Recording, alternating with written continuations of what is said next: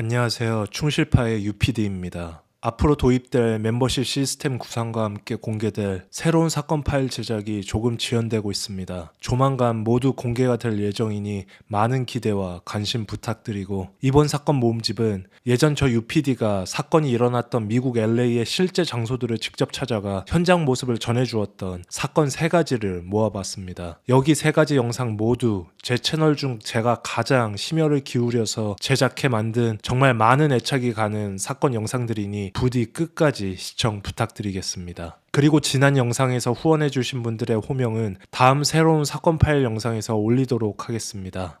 그럼 시작합니다. Los Feliz home, notorious for a brutal murder that took place decades ago, is up for sale once again. KICK ON 9's Chris Holmstrom explains why buyers are interested despite the bloody past. It still remains a mystery as to what happened that night of the murder and the years following it. Now we can tell you the home is back up for sale.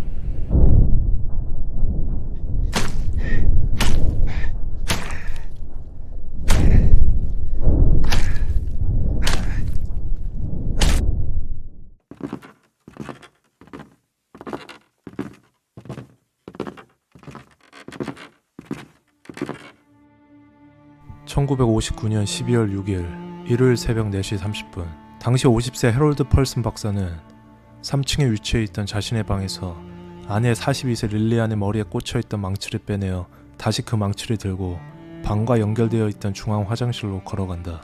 그 화장실과 연결되어 있던 그 집의 장녀 18세 주디의 방으로 걸어 들어가는 해롤드. 그리고 곤히 잠든 주디의 머리에 망치를 겨누고 휘두른다. 하지만 이미 주디는 1분 전 잠에서 깨어 있었다.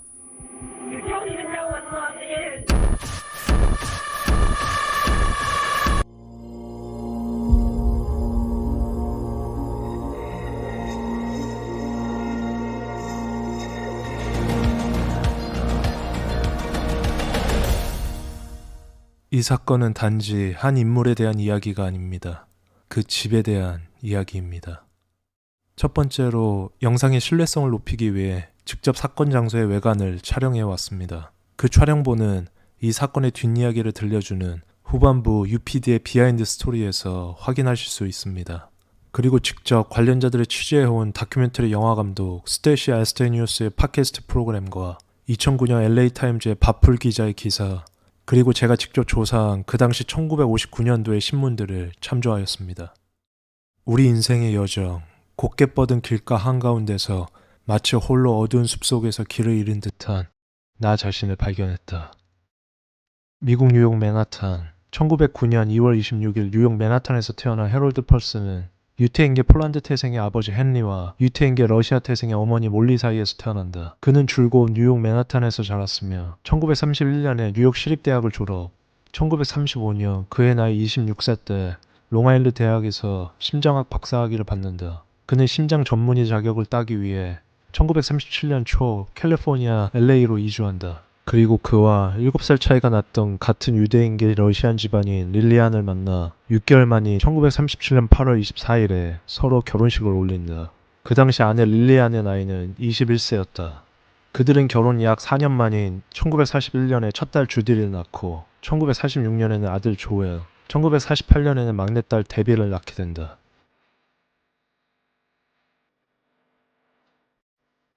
(1920년 6월 23일) 미국 캘리포니아 로스앤젤레스, 미 중서부 캔자스와 아이오와 출신의 해리와 그의 부인 플로렌스는 미국 전국으로 파는 과일 도매업으로 엄청난 부를 쌓게 되는데, 그 당시 모든 자본이 몰리고 있던 신도시 캘리포니아 LA로 이주하게 되고, 그에 따른 자신들의 꿈의 대저택을 짓기로 한다.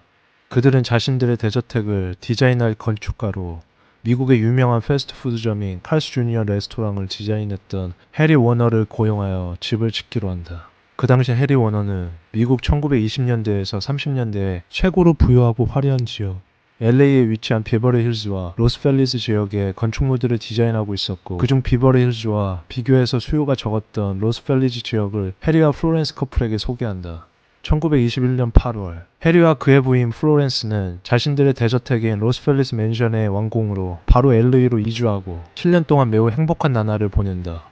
247호 글렌도어 스트릿에 위치한 로스펠리스 맨션은 총 4개의 대형방과 3개의 화장실, 큰 거실과 부엌, 대형 지하실과 다용도실, 그리고 실내 대형 바까지 구비되어 있었던 총 건축 면적만 약 160평에 달하는 그 당시 고급 대형 맨션 하우스였다. 1928년 7월 1일 부인 플로렌스는 신장병으로 인한 합병증으로 인해 집안에서 숨을 거둔다. 그때 그녀의 나이 41세였다. 1928년 7월 28일 그의 부인이 사망한 지 27일 후 남편 해리는 폐렴으로 인해 그녀와 똑같이 집안에서 숨을 거둔다. 그때 그의 나이 41세였다. 그 둘에게는 친자식이 없었기에 플로렌스의 조카인 17세 학생이었던 헤이즈를 딸로 입양했었지만 그녀가 어떤 한 남학생과 혼전 임신과 결혼을 하는 바람에 그녀에게 재산이 물려질 수는 없었다. 그래서 그들을 대신해 남편 해리의 친형이 그 집과 그 집에 있던 가구, 살림살이 전체를 그대로 물려받게 되었고 그는 그 집을 바로 매각하려 15군데가 넘는 부동산 업체에 리스팅을 부탁한다. 하지만 15군데가 넘는 부동산 어느 한 곳에서도 연락이 없었고 어쩔 수 없이 그 집에 잠시 거주하기로 한다. 하지만 그 집에서 거주할수록 그들의 막내 아들은 아무런 이유 없이 병환에 시달렸고 그들은 이런 이유를 너무나 불편한 대저택의 특성 때문이라고 말했는데 그 집은 워낙 원더 위에 위치해 있는 구조라 집 앞까지 가는 자동차 도로를 깔 수가 없었고 무조건 계단을 이용해야 했는데 대문이 있는 집 앞문까지 걸어 올라가려면 매일 가파른 총 51개의 계단을 올라야 했다. 실제로 그들의 담당 의사는 그 집이 당신 아들의 건강을 망치고 있다며 이사하는 게 좋을 것이라고 충고를 남기고 그들은 팔리지 않는 집을 렌트로 돌리기로 한다. 1년 후인 1929년에서 1930년 사이 그 집으로 독일 무성영화의 유명한 제작자였던 프레드 젠릭이 그 집을 월세로 이사오게 되고 단 6개월 만에 다시 유럽으로 그의 첫 번째 유성영화를 위해 떠나게 된다. 그가 떠나고 1930년 후반 영화 비평가이자 할리우드 영화 주간지 스펙테이터의 편집자이기도 했던 웰포드 비튼 가족이 이사오게 되고 정확히 6개월 후인 1931년 5월 3일 그의 막내 아들 도널드 비튼이 테니스를 치다 다친 상처로 인한 감염으로 사망한다. 도널드의 나이 당시 21세였다. 그리고 2개월 후인 1931년 7월 웰포드 비튼 가족은 파산 신청을 하고 그 집을 나온다. 그해 12월 1일 미국 아카데미상 수상 이력이 있던 영국 배우 조지 알리스가 그 집으로 렌트 오게 되고 그는 로스펠리스의 그의 맨션에서 버뱅크에 있던 워너브라더스 스튜디오까지 매일 20km의 거리를 도보로 걸으며 생활한다. 또다시 6개월 후인 1932년 6월 1일 로스펠리스 맨션에 또 다른 가족이 이사를 오게 되는데 이번에는 렌트가 아닌 실제 구매자였다. 그의 이름은 존 스토퍼 주니어. 그는 스토퍼 케미컬스 화학공장의 사장이었고 그는 아내 베버리와 그의 아들 잭과 함께 그 집에서 약 22년을 거주한다. 1954년 그 집에서 22년간 살았던 존 스토퍼 가족은 노쇠해진 집을 뒤로하고 더욱 좋은 콘도를 구입하기 위해 그 집 전체를 캘리포니아 위리어 컬리지에 무상으로 기부를 하며 자취를 감춘다. 1956년 아내 릴리안과 두 딸 주디와 데비, 아들인 조엘을 슬하에 둔 심장학과 전문의 해롤드 펄슨 박사가 그 당시 돈 3만 불을 위리어 컬리지에 지불하고 로스펠리지 맨션을 구입한다. 참고로 1956년 미국의 평균 집값은 약 10,000불이었으며 당시 이 정도의 대형 맨션이 3만 불에 나왔다는 것은 해롤드 박사가 이 집을 거의 헐값에 샀다고 해도 과언이 아니었다. 그 당시 위리어 컬리지는 경영난에 허덕였기 때문에 빨리 처분하지 않으면 안 되는 상황이었고 이런 대형 매물이 헐값에 나온 시점을 잘 맞춰 해롤드 박사가 타이밍 좋게 구매했던 것이었다. 그래서 그들은 그곳에서 3년 동안 행복한 나날을 보내고 그러던 1959년 12월 어느 날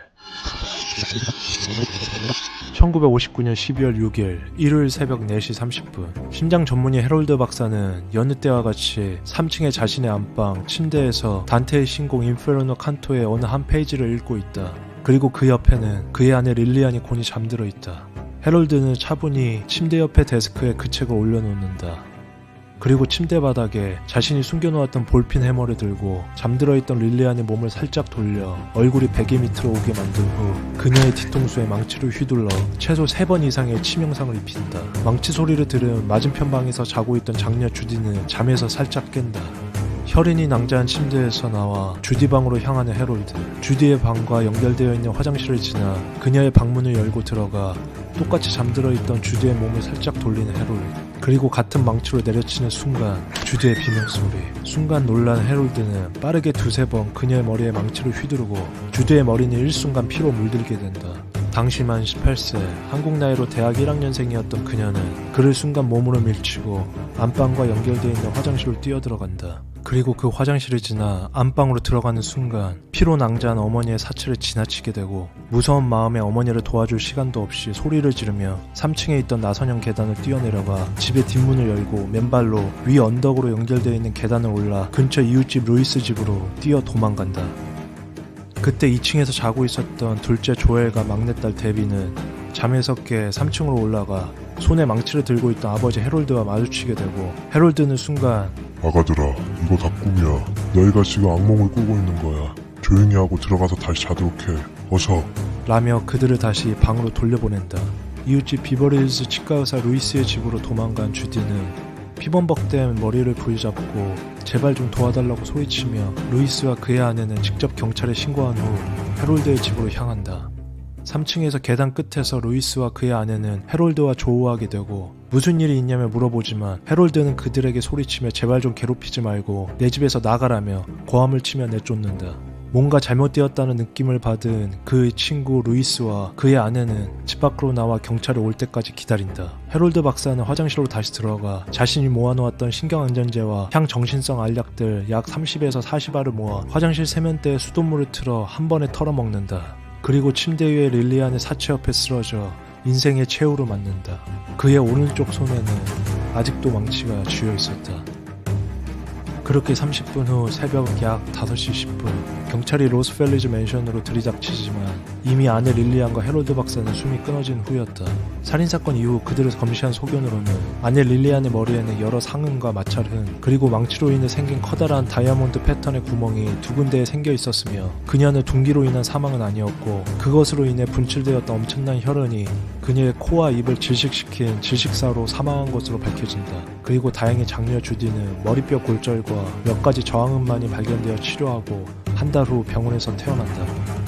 이 살인사건 이후 해롤드 박사의 재산을 물려받을 사람이 아무도 남겨져 있지 않는 상황에서 로스펠리지 맨션은 LA 카운티의 프로베이크 억션, 즉 공중경매로 넘어가게 되고 해롤드 박사의 뉴욕에 살고 있던 친형 조지가 대리인이 되어 경매가 실시된다. 그리고 사건이 터지고 약 1년 후 1960년이 되어서야 멕시코에서 이민 온 성공한 1세대 주유소 사업가 에밀리아 줄리언 엔리케스 부부가 그 집을 낙찰받아 구입하게 되는데 그 집을 구입할 때의 계약 조건상에는 집 내부에 있던 모든 가구와 살림살이 그리고 장녀 주디가 타고 다녔던 자동차까지 모두 그들의 소유로 넘어가는 것이 기재되어 있었다.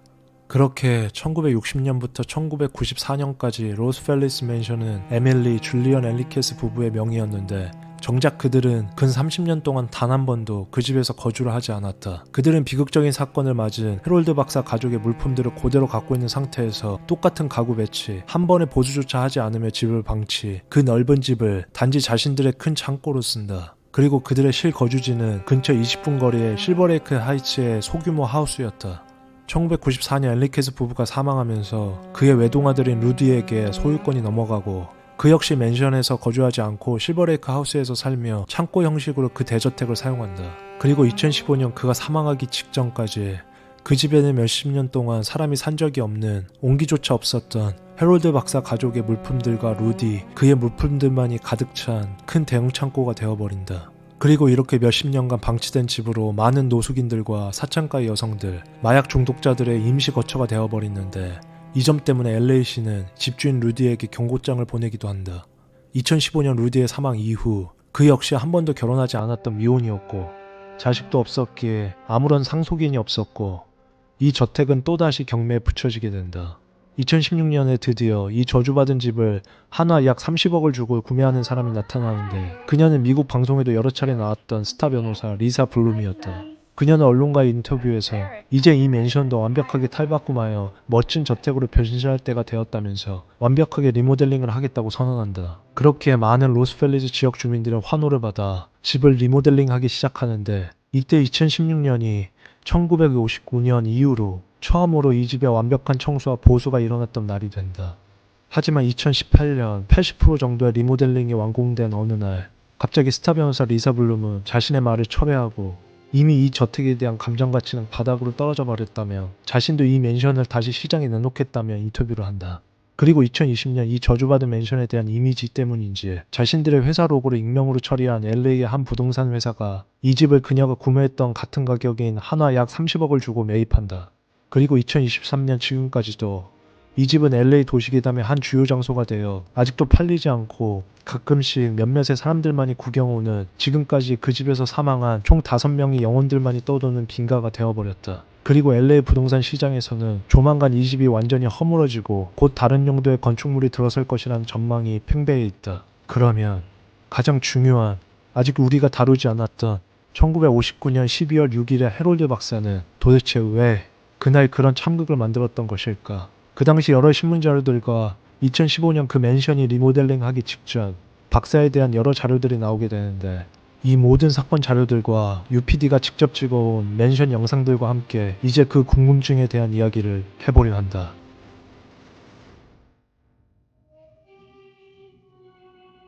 UPD의 비하인드 스토리. 안녕하세요. 충실파의 UPD입니다. 캘리포니아 LA 카운티에는 크게 세 동네가 부촌으로 유명한데요. 북서쪽에는 비버리 힐즈, 특히 베레어 동네가 가장 유명하고, 북쪽 중앙에는 할리우드가 위치해 있는 할리우드 힐스가, 그리고 동쪽으로는 로스펠리즈 하이츠가 위치해 있습니다.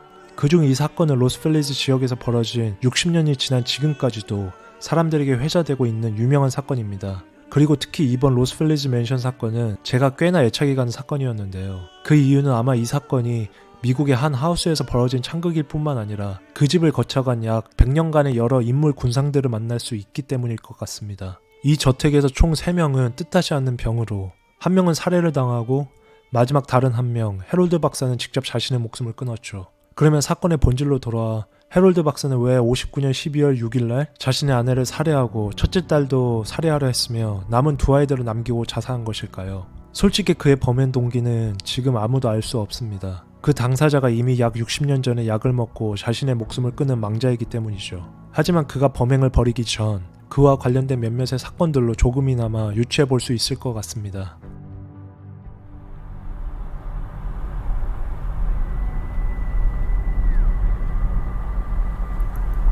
지금 로스펠리스 맨션으로 가고 있습니다.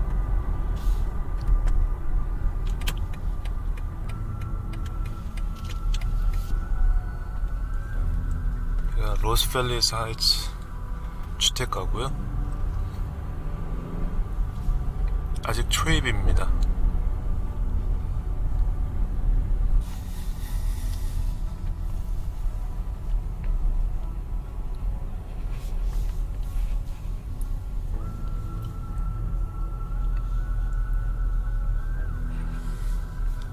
저게 로스펠리스 맨션입니다.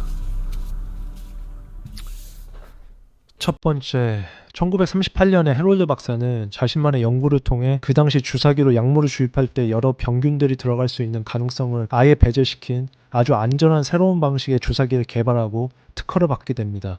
그리고 약 10년 후인 1949년에 자신이 개발한 주사기를 미국 전체에 상용 보급 사업화시킬 목적으로 쇼스타크라는 자신과 같은 러시아계 유태인과 함께 동업을 하게 돼요. 그리고 정확히 3년 후인 1952년에 쇼스타크는 그의 상표 출원에 대한 권리를 자신에게 돌리고 잠적을 하게 됩니다. 한마디로 친한 동업자에게 사기를 맞게 된 것이죠. 그리고 결국 해롤드는 쇼스타크와 민사소송을 벌이게 되는데 1952년에 그를 10만 달러로 고소하지만 완벽한 승소를 하지 못하고 그중 약 2만 달러 정도만을 해롤드가 받게 됩니다. 그리고 또한 장녀 주디가 몰던 차에 같이 탑승하고 있던 둘째 조엘과 막내딸 에디는 1957년에 교통사고가 나게 되고 이 역시 보험금으로 제시한 금액보다 한참 못 미치는 겨우겨우 그들의 병원비 정도만 커버할 수 있는 돈을 받게 됩니다. 그래서 해롤드는 추후에 엄청난 스트레스를 받게 되죠.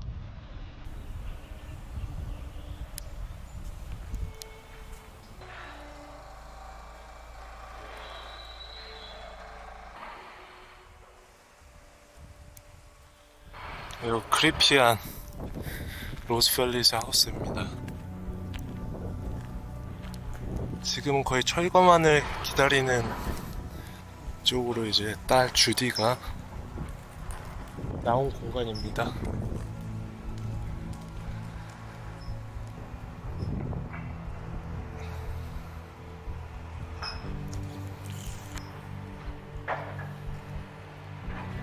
뭔가 가라지 형태로 되어 있는 창고가 하나가 있네요.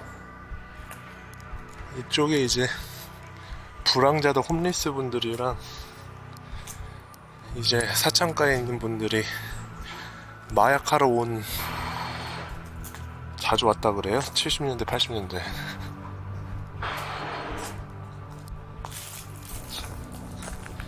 아직까지도 좀 크리피하네요. 약간 좀 살짝 무섭기도 하고. 두 번째, 그에게는 추후에 밝혀진 사실이었지만 그의 명의로 어마어마한 부채를 떠안고 있었다는 사실이 사후에 밝혀지게 되는데요. 그는 참극이 벌어지기 11개월 전인 1959년 1월 1일에 자신의 동료이사 맥스의 병원을 인수하게 됩니다. 병원의 위치는 현재 사우스 LA에 위치한 잉그루드 지역이었고, 그는 잉그루드 메디컬 클리닉을 운영해 그가 지금까지 가지고 있었던 약간의 빚들과 세 자녀들의 미래를 위해 새로운 시작을 하고 싶었고, 특허 사기로 인해 벌 수 없었던 많은 돈을 이곳에서 벌고 싶었지만 그는 반대로 이 병원 인수와 더불어 이제는 도저히 헤어나올 수 없는 채무의 늪에 빠지게 돼요. 그는 인수할 때 동료 의사 맥스에게 빚진 병원 인수 비용, 병원 안에서 매달 임대료가 나가야 했던 여러 의료 장비들, 건물 부지에 따른 건물 임대료까지, 그가 이것저것 매달 내야 하는 돈은 그 당시 돈 약 3,400불의 돈을 내야 했습니다.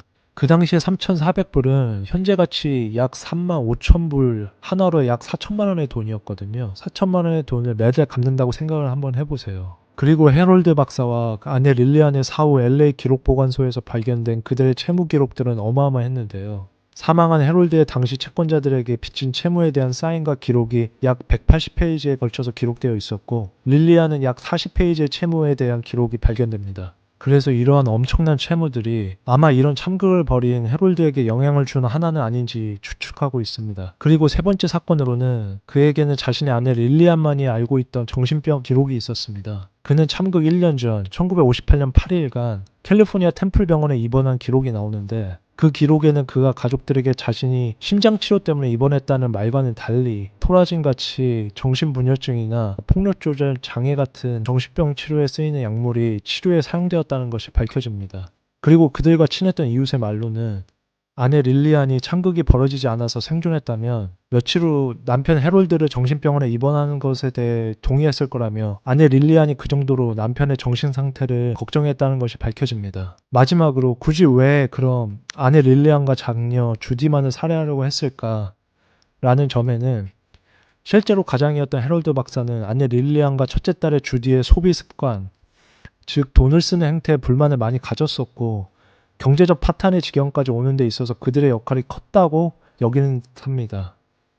주디의 고등학교 친구의 증언에는 주디는 자신의 사이즈가 아니더라도 세일하는 옷이라면 계속해서 사들이는 버릇이 있었고, 가끔씩 필요치 않은 비싼 옷들을 구매했을 때는 자신의 친구에게 옷 좀 맡아달라며 만약 우리 아버지가 알게 된다면 자신을 죽일지도 모른다는 말을 자주 했다고 합니다. 그리고 그녀의 고등학교 졸업 선물로 그녀가 항상 사달라고 보탰던 그 당시 신형 고급 스포츠카 레드 MG까지 사줬었고요. 그의 아내 릴리안 역시 불필요한 고급 가구들을 사고 환불하고를 반복했던 사람이라고 합니다. 이런 두 사람의 소비 형태에 화가 난 해롤드는 운영하던 병원마저 경영난을 겪고, 그에 따른 여러 갚아야 할 빚들, 자신이 앓고 있던 정신병 악화, 이런 여러 가지가 복합적으로 작용하면서 결국 이런 참극이 벌어지지 않았을까 하는 추측을 해봅니다.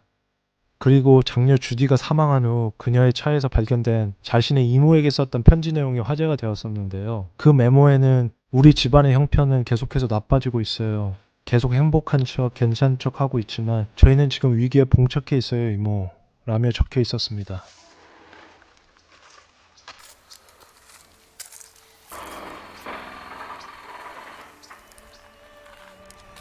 집을 가려면 이제 51개의 계단을 걸어야 했고요. 꽤 비효율적으로 집을 만드는 느낌이 나네.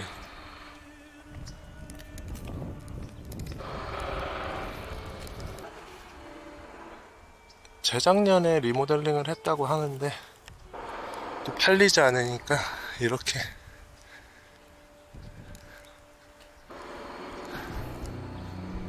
사람들이 와서 낙서도 하고 가고요.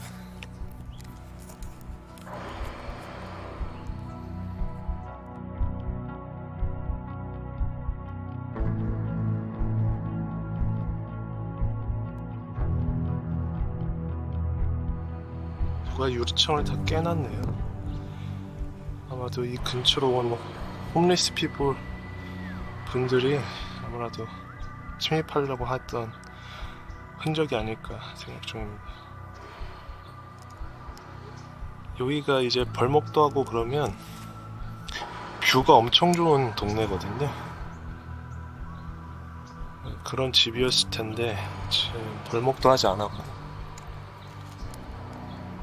이게 1920년도 초반에 지어진 집이니까 그때 당시로는 대형 맨션이었던 건 확실하죠.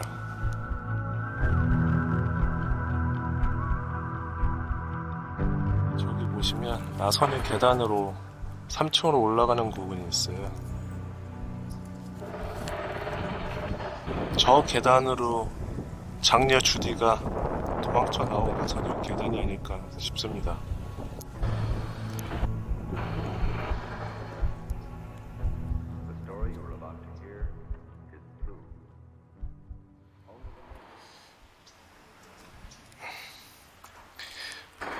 루디 헨리케스 그분이 이 집을 물려받았을 때 생긴 도로라고 알고 있습니다.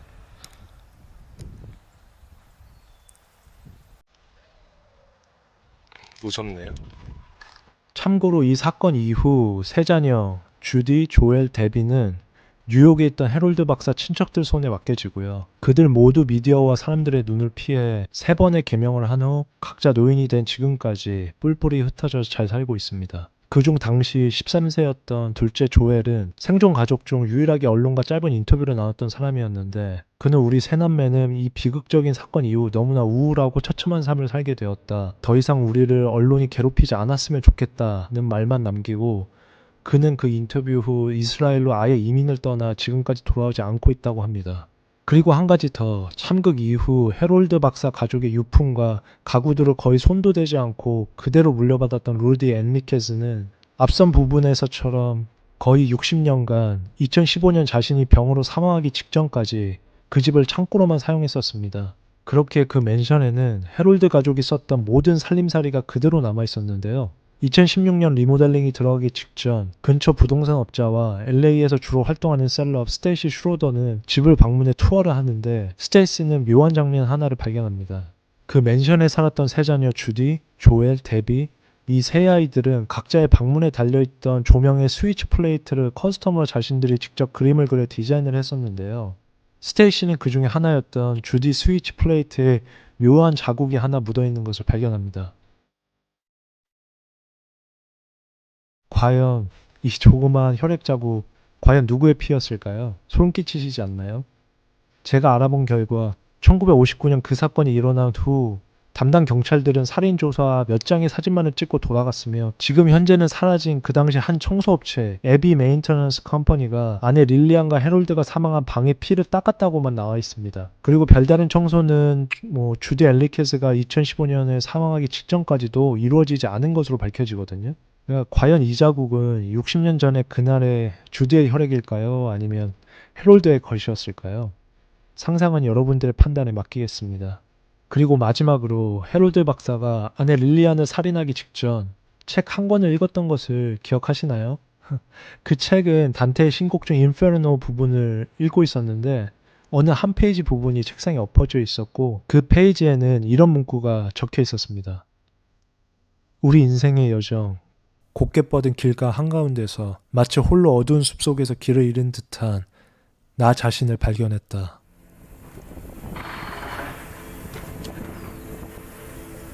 지금 수풀이 너무 많이 들어서 이 계단으로 주디가 도망가고,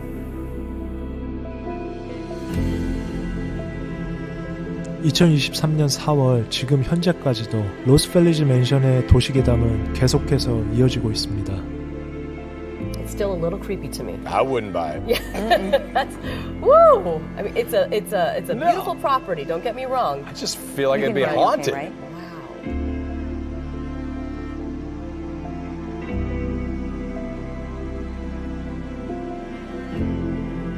다음 사건 파일이 궁금하시다면 구독, 2001년 5월 4일 캘리포니아 스튜디오 시티 추정 시간 오후 9시 36분 자신이 깜빡하고 이탈리안 레스토랑 바이텔로스에 두고 온 총을 가져온 로버트 블레이크는 자신의 차 1991년식 블랙다치 스트레스의 운전석 문을 여는 순간 피비린내와 함께 조수석에서 몸이 반쯤 젖혀진 채로 총에 맞은 아내 보니를 발견한다. 그녀는 총 2군데의 총상을 당했는데 한 발은 그녀의 얼굴, 정확히는 뺨을 관통해 머리 후두부 쪽으로 사출구가 나 있었고 한 발은 그녀의 어깨 부근에 나 있었다. 그녀는 픽거품을 물고 의식이 혼미한 상태. 로버트는 그 즉시 소리를 지르며 차 앞쪽에 위치해 있던 주택가로 달려가 도와달라며 문을 두들기며 도움을 요청한다. 그 즉시 그 집에 살고 있던 주민 샤는 바로 911에 전화를 걸기 시작한다. 911 emergency operator received report. Yes, hi. I'm at, and a woman was beat up, and there's a gentleman by the name of Mr. Blake who's got his wife in the car right now. Do you need a paramedic? We need an ambulance right now. Hold on for an ambulance. 그리고 약 1년 후 2002년 4월 18일 남편 로버트 블레이크는 1급 살인, 공모, 살인 사주죄로 경찰에 체포된다.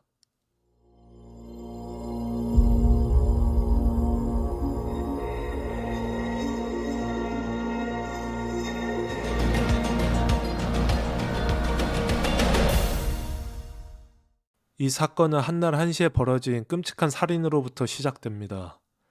이 살인사건의 최대한 과학적이고 디테일한 정보들을 얻기 위해 실제 사건의 LA 카운티의 보니 리 베이클리의 사체 검시 소견서와 현장 진술서를 입수해 분석했습니다. 그리고 이 사건을 심도 있게 취재하고 조사한 전 LA 검사 출신, 다시 말해 오제이 심슨 사건의 담당 검사로 잘 알려져 있던 마샤 클락의 다큐멘터리를 참고했습니다. 그리고 마지막에 나오는 비하인드 영상에서는 제가 직접 사건 장소에 도착해 찍은 영상과 함께 이 사건의 종합적인 분석을 해보았으니 영상 끝까지 많은 시청 부탁드립니다. 이 영상에 나오는 모든 인물들은 재판상 유죄 판결을 받기 전까지는 무죄로 간주됩니다. 본명 미키 구바터 씨, 로버트 블레이크는 1933년 9월 18일 뉴저지에서 태어나고 그는 아역배우를 시작하여 매우 성공적인 커리어를 쌓으며 승승장구하게 되는데 그의 나이 18세, 고등학교를 졸업한 후 그의 본명이 발음하기 어렵다는 이유로 로버트 블레이크라는 이름으로 개명하게 된다. 어릴 적 아역 배우를 하기 위해 캘리포니아로 이사오게 되고 아울갱이라는 아동 프로그램과 어리를 라스칼이라는 별명을 얻어가며 험프리 보가트와 스펜서 트레이시, 주디 갈란드와 같은 전설들과 함께 공연하며 유명한 배우가 되어간다. 그리고 1961년 그의 나이 28세에 동료 여배우 산드라 커와 결혼, 2 아이를 낳게 되고 1967년 그의 나이 36세 때 콜드 블러드라는 스릴러 영화에 나오면서 A급 배우로 성장하게 된다. 그리고 1975년 그의 커리어에 완전한 리즈 시절을 찍게 만들어준 TV 시리즈 베레타에 캐스팅된다. 영화씬에서 TV씬으로 넘어온 그는 베레타에서 능청스럽고 인간적인 사복경찰 역을 맡아 공연하고 3년 동안 할리우드에서 최고의 대우를 받게 된다. 그리고 현재까지도 공신력이 넘치는 미국의 에미상과 골든글러브상 모두 그가 수상하게 된다. 참고로 그의 개런티는 그때 1975년 당시 매주 25,000달러에서 3만 달러로 지금 돈으로 환산하자면 매주 약 7천만 원에서 1억 원의 수익을 얻어가며 베레타의 메인 캐릭터를 3년간 연기하게 된다. 이 돈은 순전히 TV 시리즈 출연으로 인한 개런티만을 계산한 것이고 그의 광고 수익과 그가 부가적으로 창출한 수익은 반영조차 되지 않았던 것으로 그는 그 당시 어마어마한 돈을 벌였던 것으로 추측된다. 그리고 1981년 여배우 산드라 커와 이혼하게 되면서 독신 생활을 하게 된 로버트는 그 이후로 베레타 같은 커리어에 빛을 내줄 작품을 만나지 못하고 내리막길을 걷게 된다. 여러 개성이 강한 조연으로 1990년 초까지 영화 활동을 하다 어느 순간 작품이 들어오지 않게 되고 홀로 고독한 생활을 하던 중 마침내 1998년 LA 스튜디오 시티의 어느 한 재즈바에서 보니 리 베이클리를 만나게 된다. 보니와 로버트는 공통점이 매우 많았는데 나이 차이는 꽤나 있었지만 둘 다 가난한 유저지 출신에다 부모님의 학대도 있었고 둘 다 이혼한 경력이 있었으며 키우고 있던 자녀들이 있었다. 지금부터는 로버트가 진술한 그날의 재구성. 2004년 5월 4일 캘리포니아 스튜디오 시티. 오후 8시 30분 보니 리 베이클리와 로버트 블레이크는 스튜디오 시티에 있는 바이텔로스 레스토랑에서 저녁을 먹는다. 오후 9시 23분 정확히 로버트의 크레딧 카드가 계산기에 찍힌 시간 9시 25분 로버트가 그의 계산서에 팁을 적고 사인을 한 후 채비를 하고 아내 보니와 함께 레스토랑에서 나오게 된다. 9시 27분 30초 레스토랑에서 주차한 곳까지 걸어온 로버트와 보니는 차에 타고 로버트는 시동을 건다. 하지만 바로 자신이 항상 휴대해서 가지고 다녔던 총이 없어졌다는 것을 깨닫고 홀로 차에서 나와 총을 찾으러 다시 레스토랑으로 돌아간다. 그리고 보니는 차에서 기다리기로 한다. 참고로 로버트가 항상 자신의 권총을 휴대했다는 이유 중 가장 큰 하나는 주변에 항상 보니를 해하려는 사람들이 많다는 것을 알고 있었고 그녀를 지키려 항상 총을 휴대했다는 것이 그의 주장이었다.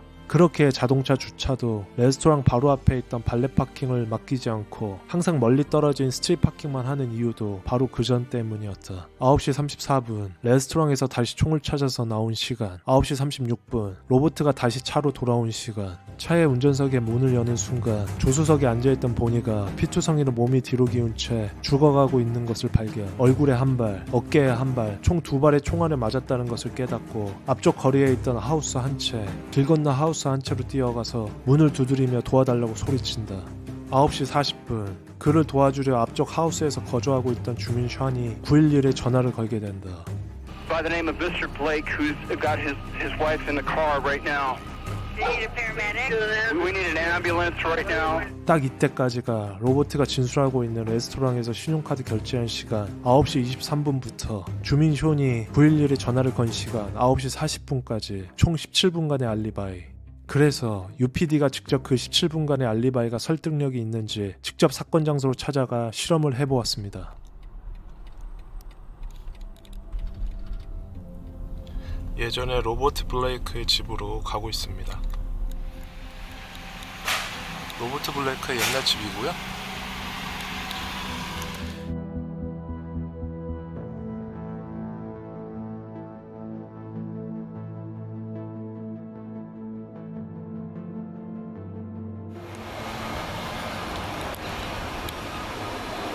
세 채 지금은 리모델링이 되어 있습니다.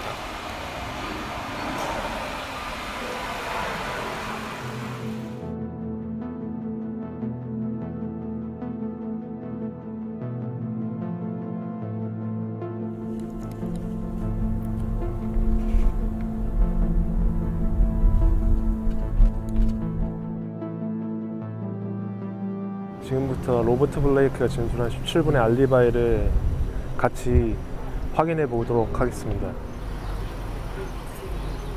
스탑모션을 켜서 확인을 해 보겠습니다.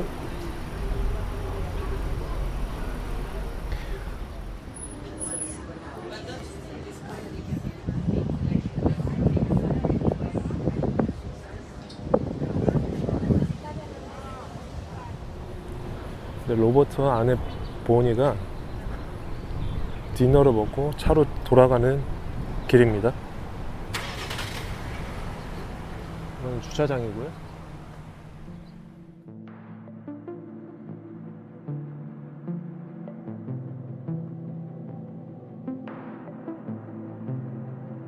이쪽이 이 로버트 블레이크의 차가 서 있었던 곳이고요. 이 차 앞에는 이제 커다란 덤스터가 있었어요. 차에 타서 총이 없어졌다는 걸 깨닫죠. 이제 총을 다시 가지고 오겠다고 얘기를 합니다. 그리고 다시 차에서 내려서 보니만 혼자 남겨두고 로버트는 이제 총을 찾으러 갑니다. 총을 찾은 다음에 다시 자기가 주차하던 곳으로 다시 가죠. 문을 열고 봤는데 피비린내가 나고 이제 와이프가 쓰러져 있는 거를 확인을 하죠. 지금 차가 세워졌던 곳 바로 맞은편 저 집으로 가서 뛰어갔겠죠? 엄청나게 뛰어가서 집에 가서 뱅뱅뱅 하고요. 살려달라고 도와달라고. 그리고 다시 기척이 없죠? 이 집으로 가서 도움을 요청하고 주민이었던 션 스타닉이 나와서 이제 자초지종을 듣고 911로 직접 전화를 걸어줘요. 그럼 그 시간을 볼까요? 16분 22초 3초가 지나가고 있네요. 그 말 뜻은 17분 안으로 충분히 가능하다는 것이 입증이 된 것 같아요. 그러니까 로버트 블레이크의 진술이 신빙성이 있다고 생각이 들어집니다. 물론 1, 2분의 차이는 있을 수 있을 것 같아요. 그리고 9시 45분 구급차와 경찰이 도착해 그녀를 수습, 그에게 사건에 대한 진술을 받게 된다. 하지만 한 가지, 로버트를 조사했던 당시 사건 담당 형사에게 비친 남편 로버트의 반응은 다른 여타 와이프를 잃은 남편의 반응과는 사뭇 달랐다고 한다. He was very concerned about his wife, which is very normal. Right. Anybody would be. Of course. At this point, they were about to load her up in the ambulance. And I asked him, said, how is she doing? So I came back and he was asking about her condition. And I didn't want to tell him at this point that she was a goner, so I decided, said, hey, listen, just keep your hopes up. They're working on her. At this point, what struck me odd, I thought he became more concerned that she's still alive than the fact that she may be okay. 약 3시간 후 오전 12시에 경찰서로 간 로버트 블레이크는 자신의 양쪽 손에 혹시 묻어있을 총을 쏠 때 나오는 화약흔에 대한 테스트를 받게 된다. 그리고 그날 낮 12시 30분 사건 현장을 조사하던 경찰은 사건이 일어난 차 앞에 위치해 있었던 큰 상업용 쓰레기통 안에서 Old World War II German Officers Handgun 9mm 월터 P389경 권총이 발견된다. 물론 추적을 피하기 위해 총의 시리얼 넘버는 지워져 있었고 총 안에는 발사되지 않은 한 발이 들어있었다. 그리고 같은 날 오후 5시 경찰은 영장을 받아 로버트 블레이크의 자택과 그의 보디가드이자 꾸준히 이를 도맡아 했던 일명 핸디맨 얼 콜드웰의 집을 압수수색. 그가 소유하고 있었던 올드 월드워 II 저먼 핸드건 9mm 구경권총을 발견하고 그의 공구통에서 1년의 리스트가 적혀있는 메모를 발견한다. 경찰은 이것들이 아마 그가 로버트와 함께 본이 살해에 대한 공모 증거일 거라며 추후에 주장하게 된다. 그리고 약 1년 후 2002년 4월 18일 남편 로버트 블레이크는 스튜디오 시티 자신의 자택에서 1급 살인, 공모, 살인 사주죄로 경찰에 체포된다. 보니 리 베이클리는 1956년 6월 7일생으로 뉴저지에서 태어났고 그녀의 어릴 적 가족 상황 때문인지 그녀의 삶에 대한 지향은 항상 돈과 유명세, 관심이었다. 그리고 이 세 가지를 충족하기 위해서는 어떤 방법, 방식으로든 상관하지 않았던 그녀였다. 그녀는 고등학교를 졸업하자마자 자신의 누드 사진들을 전국에 있는 남성들에게 팔기 시작했는데 잡지나 신문에 그녀의 프로필을 올리고 홍보를 하기 시작한다. 그리고 계속해서 전국에 있는 남성들에게 자신의 누드 사진을 홍보, 한 사진당 20불, 40불씩 팔기 시작하는데 구매 의향을 밝힌 남성의 수는 몇백 명 이상이었으며 그녀는 많은 돈을 벌게 된다. 그리고 그중 돈이 많은 남성들에게 접근, 직접 만나주겠다며 접근해서 큰 돈을 갈취하기도 한다. 심지어 여러 번 결혼과 이혼을 반복, 어떤 때는 라스베가스에서 한 남성과 결혼한 후 그의 돈만 갈취해서 결혼한 다음날 호텔 1층에 있는 슬롯 머신만을 몇 판 한 후 바로 자취를 감춘 적도 있다. 이런 수법이 가능한 이유는 그녀는 다른 전국에 있는 여성들의 신분을 훔쳐 도용한 후 여러 가명을 만들었기에 가능할 수 있었다. 결국 이런 수법들의 혼인빙자 사기와 신분 도용에 대한 혐의로 감옥에 수감돼 전과까지 기록된 전력이 있었다. 하지만 이런 그녀도 자신의 가족들만큼에게는 지극정성이었는데 매 새해나 명절, 크리스마스 때에나 한 번도 빠짐없이 그녀의 식구들에게 안부 인사 카드와 편지를 보내왔고 재정적, 물질적으로도 많은 가족들의 도움이 되게 된다. Bonnie was such a big part of everybody's life. She was always in touch, either letters, cards. She never forgot a holiday or birthday. Phone calls. I mean, she was a big part of everybody's life. 1980년 그녀 나이 25세 때 테네시 멤피스로 이주해 나이트클럽 가수와 여러 젊은 남성들을 꼬셔 금품을 갈취하는 여자 제비짓을 하며 살기 시작한다. 그중 유명 피아니스트이자 싱어송라이터였던 제리 리 루이스에게 접근해 친분을 쌓은 후 데이트와 잠자리를 갖게 되고 그의 아이를 임신하게 된다. 그리고 제리 리 루이스는 계속해서 그 아이에 대한 존재를 부인하는데 하지만 본인은 먼저 선수치듯 신문기자를 만나 이런 스토리를 기사로 내보내며 그의 아이의 이름까지 제리 주니어로 이름을 붙이며 그가 빼도 박도 부인하지 못하게 만들어버린다. 하지만 그 당시 제리 리 루이스는 결혼한 유부남이었다. 그리고 이런 사건 중 그녀가 여러 남성들에게 저지른 사기와 신분도용으로 인해 체포되어 그와의 연락이 끊기고 보석금을 내고 집행유예로 풀려나 신분 세탁을 하기 위해 테네시에서 자신이 그렇게 꿈에 그리던 캘리포니아 LA 할리우드로 이사오게 된다. 그녀는 LA에서도 같은 부유한 남성들과의 만남을 위해 그리고 여러 미디어의 주인공이 되고 싶어 지금까지 모은 돈의 많은 부분을 LA 할리우드 한복판에 있는 선셋 블루버드 도로의 입간판에 자신의 이름을 건 광고를 대문짝하게 내기도 한다. 그리고 그녀는 평소 마음에 들어했던 셀럽 말론 브란도의 아들 크리스찬 블란도에게 접근하기 위해 그의 집으로 매주마다 자신의 사진과 함께 구애 편지를 보내게 되고 몇 달 후 마침내 크리스찬 브란도는 그녀에게 연락을 취하고 서로 데이트를 시작한다. 심지어 2살 연하였던 크리스찬 브란도는 보니의 끊임없는 유혹에 넘어가 몇 번의 잠자리까지 갖게 되는데 이 시점이 바로 로버트 블레이크와 그녀가 만나게 되는 같은 시점이 된다. 평소 스튜디오 시티에 위치해 있던 재즈바로 자주 데이트를 다녔던 크리스찬 브란도와 보니는 그곳에서 홀로 음악에 취해 있던 로버트 블레이크와 조우하게 된다. 물론 크리스찬 브란도는 눈치채지 못한 채 보니만이 그에게 몰래 접근해 양다리를 걸치게 된 것이었는데 그녀는 로버트와도 몇 번의 잠자리를 갖게 되고 그녀의 수법이 항상 그랬듯 그들의 아이를 가져 아이를 빌미로 결혼과 물질적 이득을 취할 계획이었다. 그리고 실제로 그녀는 그 둘과의 성관계 후 누군가의 아이를 갖게 된다. 그 둘과의 관계가 지속된 지 몇 달 후 그녀는 배가 불러오자 그 둘에게 동시에 당신의 아이를 가진 것 같다며 고백하고 꼭 자신은 이 아이만은 낳고 싶다며 그들에게 주장한다. 크리스찬 브란도와 로버트 블레이크 모두는 왜 자신들에게 거짓말을 하냐며 애초에 성관계를 가질 때부터 보니 자신이 피임약을 항상 먹었고 임신할 가능성이 없다며 계속해서 설득했으며 설사 임신을 하게 되더라도 낙태를 할 것이라며 계속해서 자신들을 설득했었는데 이제 와서 왜 딴소리를 하는 거냐며 화를 내며 따지게 된다. Cancel your flight and stay here. I would take you to a clinic. I can't do that. You don't understand.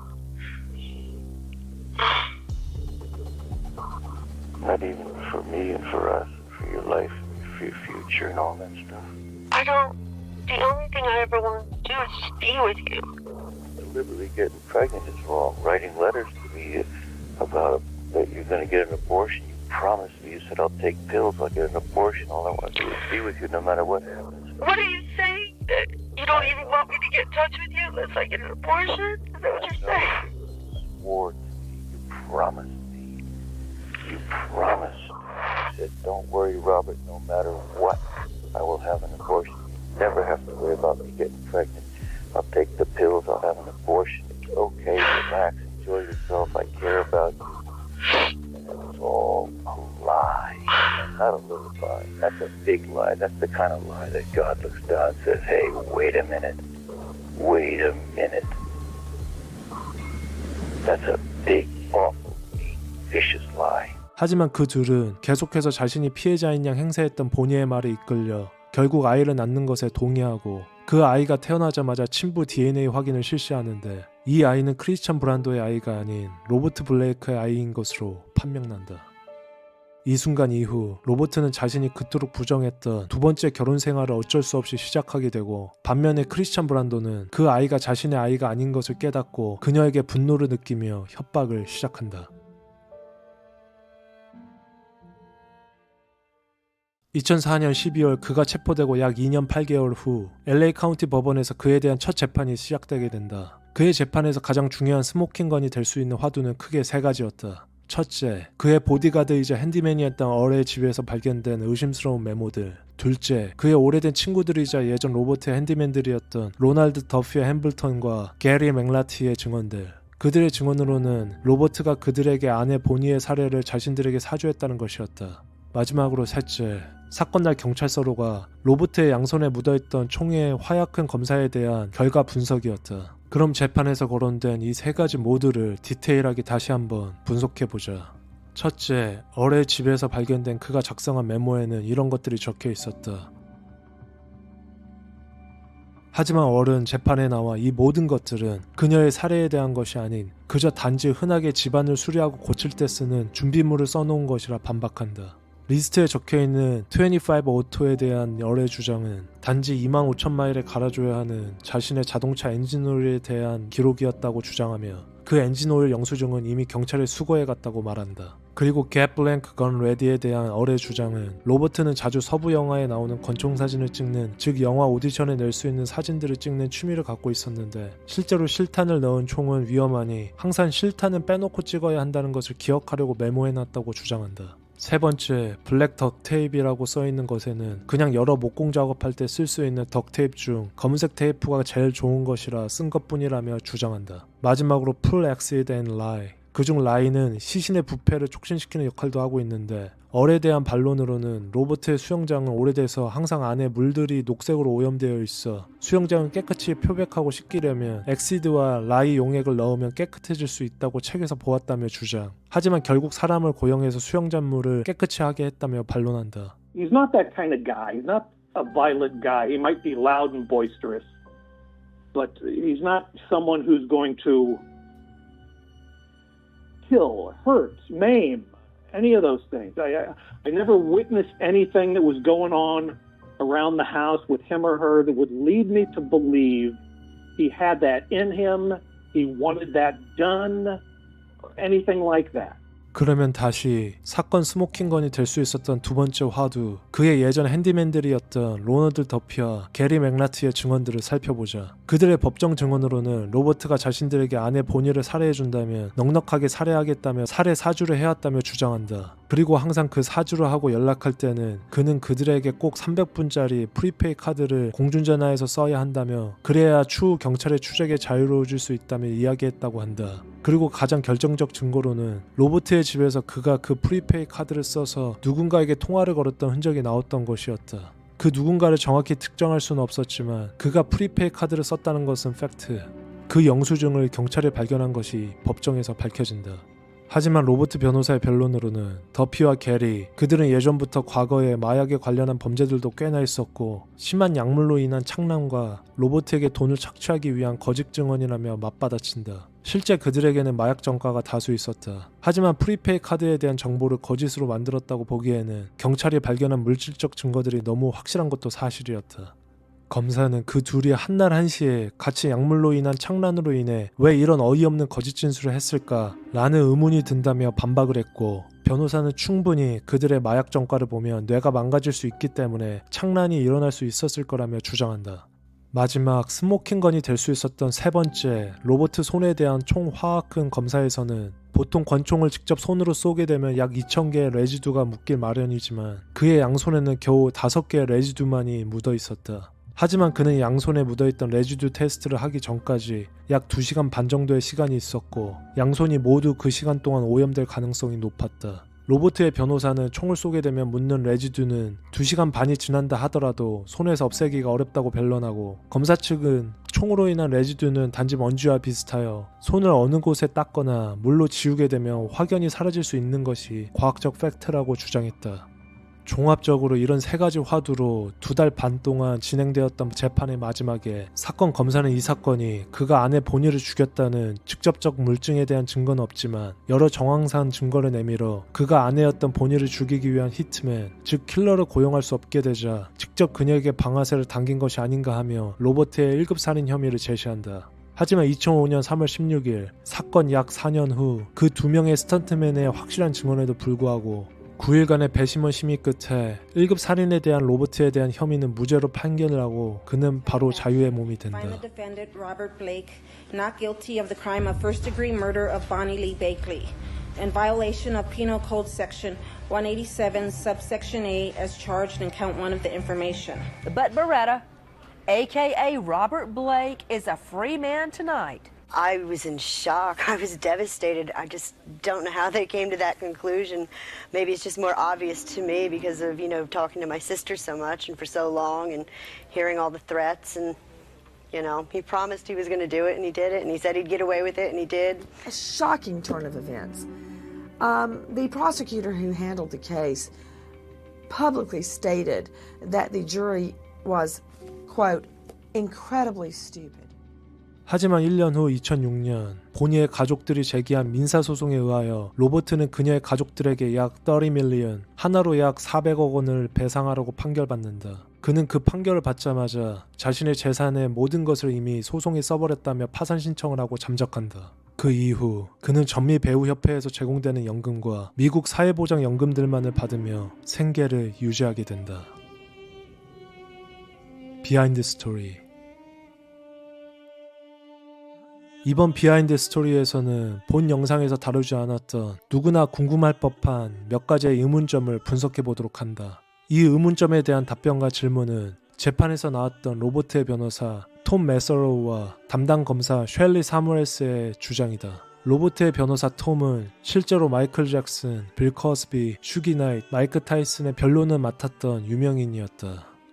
그럼 첫째, 만약 정말 누군가 히트맨을 고용해서 그녀를 살해했다면 그 킬러는 왜 직접적인 증거가 될 권총을 그 차 바로 앞에 있었던 쓰레기 컨테이너 박스에 버려놓고 갔을까? 라는 질문에는 로버트의 변호사는 이렇게 변론한다. 그럼 왜 블레이크가 자신의 집에 있던 총으로 살해하지 않고 굳이 다른 총을 이용해 살해했을까? 집안에 자신의 안전한 총으로 살해하면 되는데 굳이 다른 불법적인 총으로 살해하려 했을까? 라며 그를 변론한다. 하지만 반대측 검사는 당연히 합법적인 총보다는 1년 번호가 지어진 고스트건으로 살해해야 추적이 어렵기 때문이라며 주장한다. 그리고 어떤 킬러가 남편과 아내가 한 차에 같이 있다가 남편이 뭔가를 잃어버린 것을 미리 예측하고 그 근처에 잠복하고 있다. 남편이 언제 돌아올지도 모르는데 그 짧은 시간에 그녀에게 다가가 총으로 그녀를 살해하고 결정적인 증거인 총을 굳이 그 앞 쓰레기통에 버리고 도주한다는 것이 이해가 가지 않는다며 검사는 변호사의 변론이 잘못되었다며 주장한다. 그리고 본이와 유일하게 같이 있었던 한 사람, 남편 로버트가 만약 그런 짓을 저질렀다면 충분히 그 총을 쏜 후 바로 그 앞에 쓰레기통에 버리고 연기했을 가능성은 농후할 수 있다고 말한다. 하지만 다시 로버트의 변호사는 그렇다면 왜 그가 보니가 끝까지 사망할 때까지 기다리지 않고 굳이 그녀를 살리기 위해 911로 바로 신고하려 이웃들에게 도움을 요청했겠는가 라며 반문한다. 그리고 변호사는 그녀를 죽인 것은 그녀의 많은 적들 중 하나, 로버트와 사귀고 있던 기간에 다른 남자와 양다리를 걸쳤던 보니 그녀에게는 확실히 주변에 적이 많았고 특히 크리스천 브란도는 그녀에게 언젠가 누군가가 당신 머리에 총알을 박을 거야 라며 협박한 증거 녹음까지 나왔기에 변호사는 그를 의심한다. 크리스천 브란도는 말론 브란도의 아들로 그는 매우 중한 중범죄 전력이 있었는데 그의 여동생과 사귀던 남자친구를 총으로 쏴 살해하려 했던 전력과 심각한 마약 복용에 대한 전과도 있었다. 실제 그는 정신적으로 매우 불안정하고 충동적인 사람이었고 폭력적인 사람이었던 것은 사실이었다. 그와 사귀고 있던 본인은 알고 보니 로버트와도 사귀고 있던 양다리였고 크리스천 브란도의 딸이라고 생각했던 아이가 알고 보니 로버트의 딸이었던 것이 밝혀져 그는 그녀에 대한 살해가 엄청났을 것이라는 것이 로버트의 변호사 톰 메서로우의 생각이다. 하지만 추후 조사에 크리스천 브란도는 그 사건 당일 자택이 있던 캘리포니아가 아닌 워싱턴주에 있었던 것이 팩트로 밝혀져 그는 기소조차 되지 않는다. 그리고 크리스천 브란도는 2008년 폐렴 악화로 당시 그의 나이 50세에 사망한다. 마지막으로 이 모든 내용들을 종합한 UPD의 사건 분석, 직접적 경험으로 인한 트라우마에 대한 반응은 사람마다 제각기이다. 어떤 사람은 그 즉시 눈물이 나거나 누구는 눈물 없이 하염없이 무표정의 현실을 받아들일 수 없는 사람도 있다. 로버트의 와이프 살해 장면을 목격했을 초기의 반응은 우리가 함부로 정의 내릴 수 없다. 로버트의 본의에 대한 살해 동기도 우리에게 제시된 정보로는 빈약한 것이 확실하다. 하지만 그녀의 과거와 그를 속이고 아이를 낳고 결혼까지 한 이후 여러 금전적으로 타격을 준 것은 확실해 보이고 이에 따라 그가 와이프 보니에 대한 시각이 부정적이었던 것만은 분명히 보인다. 다음으로 로버트의 손에 묻은 총 화약흔이 그가 유죄인지 무죄인지 입증시켜줄 정보도 많이 빈약하다. 그가 사건 직후 총 화약흔 테스트를 받은 것이 아닌 2시간 30분이라는 증거를 희석시킬 수 있는 시간적 여유가 있었기 때문이다. 동시에 자동차 문이 모두 닫혀 있었고 조수석 창문만 살짝 열려있던 차 안에서 보니의 혈흔이 총을 쏜 범인의 몸에 묻었을 가능성도 희박하다. 쓰레기통에서 발견된 월터 P389경은 확실히 고스트건, 추적이 불가능한 총으로 사람을 죽이기 위한 총은 확실해 보인다. 보니의 삶은 범죄로 얼룩져 있었던 삶이었고 그녀를 헤아르던 사람들이 많았던 것은 팩트였다. 그녀에게 사기당한 많은 남자들이 존재했고 그 중에는 크리스천 브란도도 있었다. 로버트가 주장한 17분간의 알리바이는 비록 목격자들이 부족하지만 실제로 실험해 본 결과 충분히 가능하긴 하다. 그의 보디가드가 작성한 이상한 메모들에 대한 합리적 이유도 어느 정도 존재했다. 결정적일 것 같아 보였던 두 명의 스턴트맨의 로버트의 살인교사 증언은 그들의 약물에 대한 전력이나 과대망상에 대한 의심으로 인해 효력이 미비했다. 로버트의 변호인 측에서 주장한 와이프 보니 살해에 대한 가장 유력한 용의자는 크리스천 브란드. 그는 실제 과거 살인미수 전력이 있었고 약물 사용, 그리고 정신적으로 폭력 전과가 있었던 사람이었다. 하지만 사건 당일 그가 캘리포니아가 아닌 워싱턴주에 있었다는 그의 알리바이가 확인되면서 그는 용의선상에서 배제되었다. 이렇게 정말 확실한 스모킹건이 하나 없는 이 기묘한 살인사건에 과연 누가 보니 리 베이클리를 살해한 것인가? 하지만 확실한 것은 그녀는 성인군자도 모범 시민도 아닌 사회범법자였지만 이런 식으로 살해당할 이유는 없었다. Adding one more star, actor Robert Blake, who first starred in Cold Blood and went on to become TV's Beretta, died yesterday. His later life was filled with more drama than anything on screen. Jim Murray reports. I'm 86 years old. I've been dead 3 or 4 times. It ain't that big a deal. There's worse things in the world than being dead. Reporter Allison Hall in 2019. Do you think he's responsible for Bonnie's death? I have no idea. I don't remember it, obviously. I only know as much as everyone else knows. Now a sad and lonely ending for a forgotten big star. 다음 사건 파일이 지금부터 나오는 모든 기록과 증거품들, 사건의 이해관계들은 모두 공식적인 재판 기록 People vs. Joe 넘버 B259120에 서술되어 있는 내용임을 밝힙니다. 2003년 5월 5일 월요일 미국 LA 코리안타운에 위치한 르네상스 아파트 오후 약 2, 3시경 올해 나이 30세 딸 송지연 씨의 어머니 장 씨는 오랜만에 자신의 2살배기 손자를 보러 딸의 집으로 향한다. 딸이 살고 있던 4층 엘리베이터에서 내려 집 문을 두드리지만 아무런 기척이 없다. 이미 전날 자신의 방문을 알고 있던 딸이 집안에 없을 리가 없다. 예전에 딸이 자신의 집 복사본 키를 건네준 것이 생각나 그 키로 집안의 문을 따고 들어가는 어머니 장씨. 지연아, 네이든을 불러보지만 집안에는 아무런 기척이 없다. 그리고 침실이 있던 안방으로도 가봤지만 아무도 없다. 하지만 평소와 다르게 침실의 화장실에는 문이 닫혀 있었고 그 안에 불은 켜져 있는 것을 발견한 장씨. 그 화장실 문을 여는 순간 욕실 안에서는 피비린내가 진동하고 자신의 딸인 송지연 씨가 바닥에 누워 벽과 기댄 상태로 사망해 있는 것을 발견한다. 그리고 그 바닥 뒤쪽에 있던 욕조 안에는 54세 유모 민은식 씨와 그녀의 2살배기 손자 네이든 송이 사망한 채 발견된다. 이 세 사람 모두에게는 머리와 심장 부근에 총상이 나 있었다. 그리고 단발마의 비명. 그녀는 복도로 뛰쳐나가 비명을 지르며 도와달라 외치며 그 주변의 이웃들은 그녀의 비명 소리를 듣고 바로 경찰에 신고한다.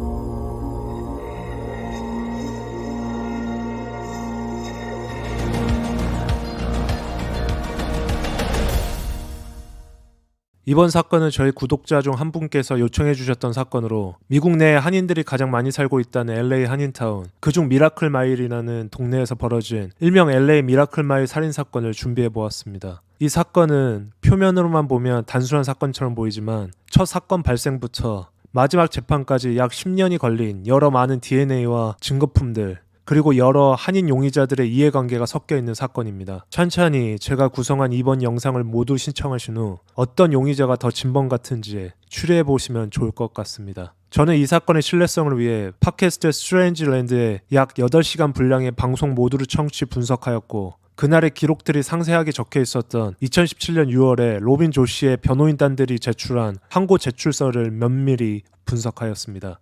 그리고 역시 직접 2012년 6월 18일자 LA타임즈의 빅토리아 킴 기자의 기사를 찾아 참고하였으며 제가 직접 사건이 벌어졌었던 지금은 내부 리모델링이 끝났지만 실제 그날의 아파트를 찾아가 똑같은 구조의 호수를 촬영해왔습니다. 그렇게 제가 촬영해온 사건 현장의 영상과 이 사건의 비하인드 모두가 공개되는 후반부 UPD의 비하인드 스토리까지 끝까지 시청 부탁드리겠습니다. 마지막으로 지난 한 주 동안 소중한 후원을 보태주신 구독자 여러분 너무나 감사드립니다. 다시 한번 말씀드리지만 이제부터 나오는 모든 내용과 진술, 증거들은 공식 재판 기록에 서술되어 있는 실제입니다.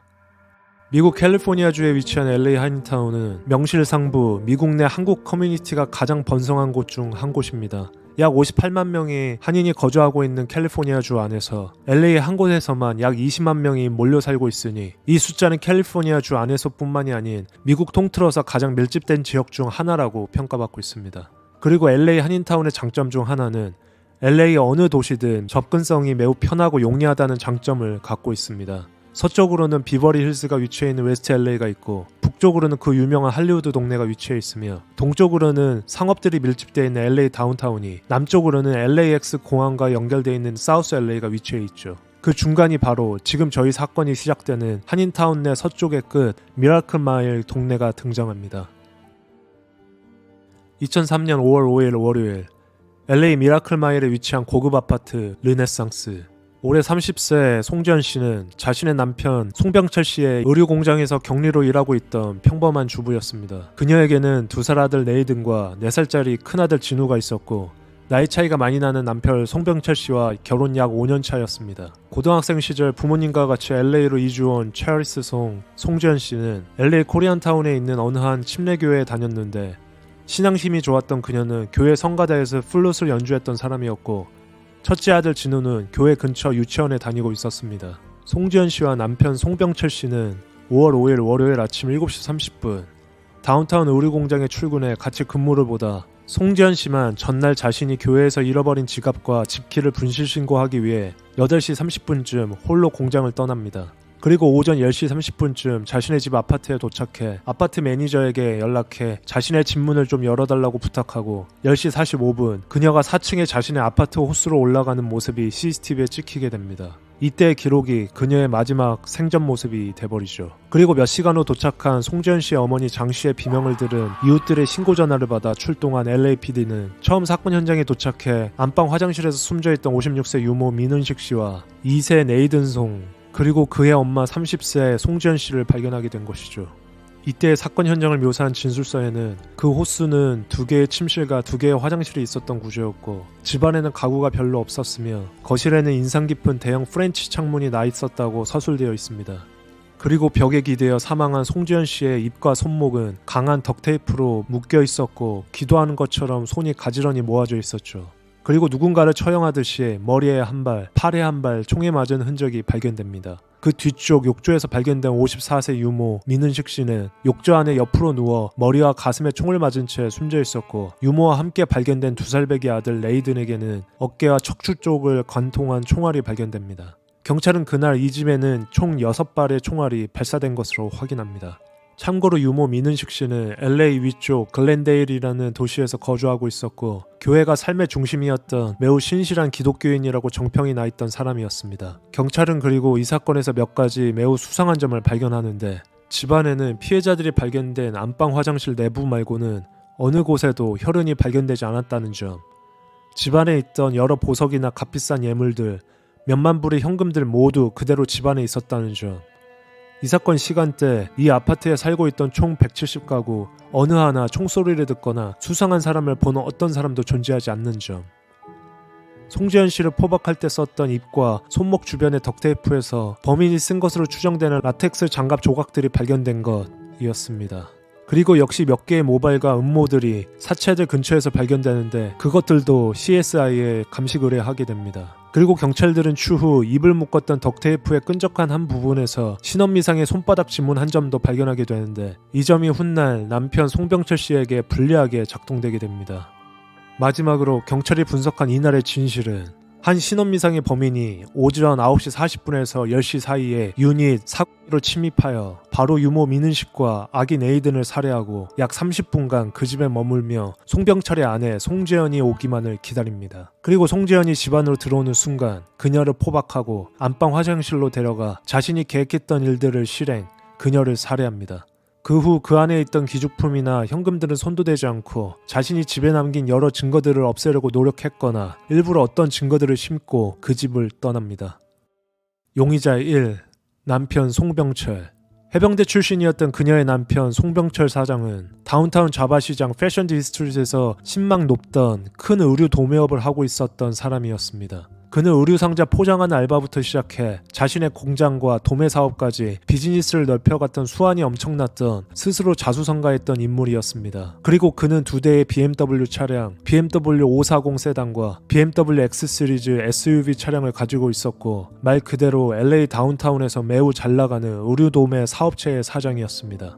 초반 경찰들은 사건 직후 이 사건은 군품이나 돈을 노린 절도 사건이 아닌 치정에 가까운 지인이거나 혹은 송지현 씨에게 원한을 갖고 있는 사람의 범행이라 확정 내리게 되는데요. 그렇게 경찰은 송지현 씨의 최측근 남편 송병철 사장을 의심하기 시작합니다. 그리고 경찰은 몰래 그의 휴대폰을 도청, 일거수일투족을 감시하게 되죠.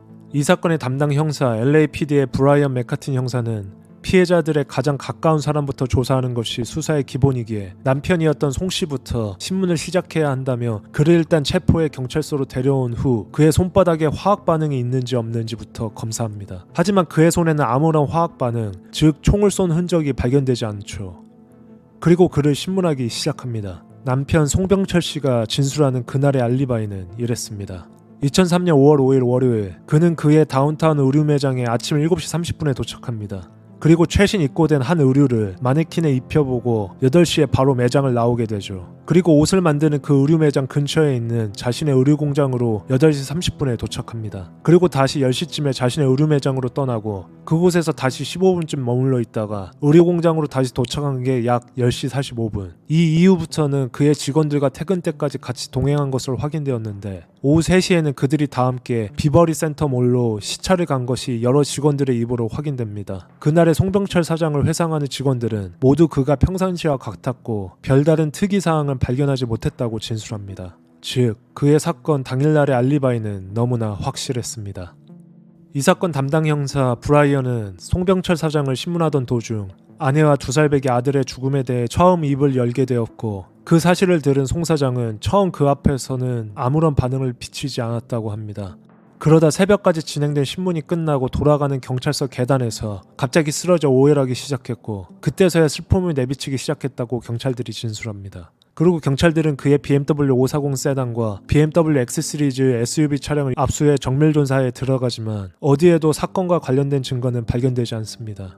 역시 송병철 사장의 사업장에 대한 수색영장이 발부되면서 그의 사업장의 모든 컴퓨터와 서류들이 압수되지만 역시 또 사건과 관련된 어떤 증거도 발견되지 않습니다. 이후부터 송병철 사장은 계속해서 자신은 100% 결백하다며 이 사건과의 연관성을 일체 부인합니다. 그는 계속해서 내가 피해자다. 아내와 아이를 한날 한시에 한꺼번에 잃는다는 것을 이해할 수 있는 사람이 있다면 나를 이렇게 용의자로 몰 수는 없을 것이다 라며 여러 소문은 사실이 아니다라며 자신의 범인설을 일축합니다. 왜냐하면 그의 첫 진술에는 그와 부인에 대한 관계를 물었을 때 그는 자신의 와이프 송지현 씨와 사이가 좋고 아무런 문제가 없는 화목한 가정이었다고 진술합니다. 하지만 경찰들이 그의 지인들과 의류사업체를 잘 알고 있는 다른 거래처 사람들에게 물어본 그 둘의 사이는 매우 상반되었죠. 하나의 예를 들자면 코리아타임스 신문사의 한 인터뷰에서는 사망한 손지현 씨가 생전에 교회 사람들에게 자신의 남편 이야기를 한 번도 한 적이 없어서 혼자 사는 줄 알았다 라는 기사까지 실린 적이 있었고 그리고 또 다른 그녀의 지인은 지현이랑 그녀의 남편 사이가 매우 좋지 않았다는 느낌을 받았다고 회상하기도 합니다. 그렇게 약 2주 동안 이 사건의 수사가 답보되어 가고 있는 도중 LAPD 강력수사부서에 한 통의 익명으로 온 편지가 도착합니다. 정확히 2003년 5월 16일 LAPD로 도착한 그 편지에는 약 5줄의 영문의 글이 쓰여 있었고 원래 원본의 종이로 만들어진 종이를 다시 복사한 한 통의 복사본이 들어있었죠. 편지에는 이런 내용이 적혀 있었습니다. 송병철 사장에게는 젊은 여자친구가 있습니다. 그렇기에 송 사장과 그의 와이프는 항상 다툼이 잦았죠. 송 사장은 여자친구를 지난달에 뉴욕으로 보냈고 그녀는 7월 달에 다시 돌아옵니다. 송 사장은 그의 와이프에게 벗어나려 한국에서 사람들을 고용했고 그 사람들은 지난주에 이미 한국으로 돌아갔습니다. 저는 송 사장이 한국에서 온 그들에게 그 일을 대가로 얼마를 지불했는지 알지 못합니다. 좀 더 많은 것을 알고 싶다면 스캇송과 제일 리에게 전화하세요. 딱 이렇게만 쓰여 있었습니다. 이 편지 내용의 5줄 모두 줄의 간격이 일정치 않았으며 마지막에 사람 이름들이 적혀있는 단어에만 폰트체가 달랐습니다. 그리고 3-4번째 줄 내용들만 모두 대문자로 적혀있었고 이 부분들만 따로 컴퓨터로 타이핑을 쳐서 인쇄한 종이를 오려 따로 하나의 종이에 모두 붙인 후 다시 프린트 카피본으로 만든 콜라주 형식의 편지임을 밝혀냅니다. 그리고 담당 형사였던 브라이언 형사는 편지에 적혀있는 스캇송과 제일이라는 사람을 찾기 시작했고 미국 전 국민들이 포함되어 있는 DMV 손지문 데이터베이스를 조회하고 한국으로 떠난 모든 비행기들과 승객들 정보를 조회했으며 이민국으로 그들의 정보를 요청하지만 그 둘의 정보는 어디서도 나오지 않습니다. 그럼 정말 송 사장에게는 자신과 불륜하고 있었던 젊은 여자친구가 있었을까요? 결론만을 말하자면 네, 그에게는 젊은 여자친구가 있었습니다. 그는 자신의 의류사업체에서 고용한 한 여성 디자이너와 바람을 피고 있는 상태였고 그 여성 디자이너 역시도 남편이 있었고 이 둘 모두 경찰에게 자신들의 DNA를 전달합니다. 그리고 그 DNA들 모두 그 사건 현장에서 발견된 DNA 샘플과는 불일치하다는 결론이 나와 그들의 알리바이는 입증됩니다. 그리고 추후 밝혀진 또 하나의 사실은 송병철 사장에게는 그 당시 여러 명의 불륜 상대자가 있었다는 사실입니다. 증거품 1. 여러 모발과 음모들, 그리고 라텍스 장갑.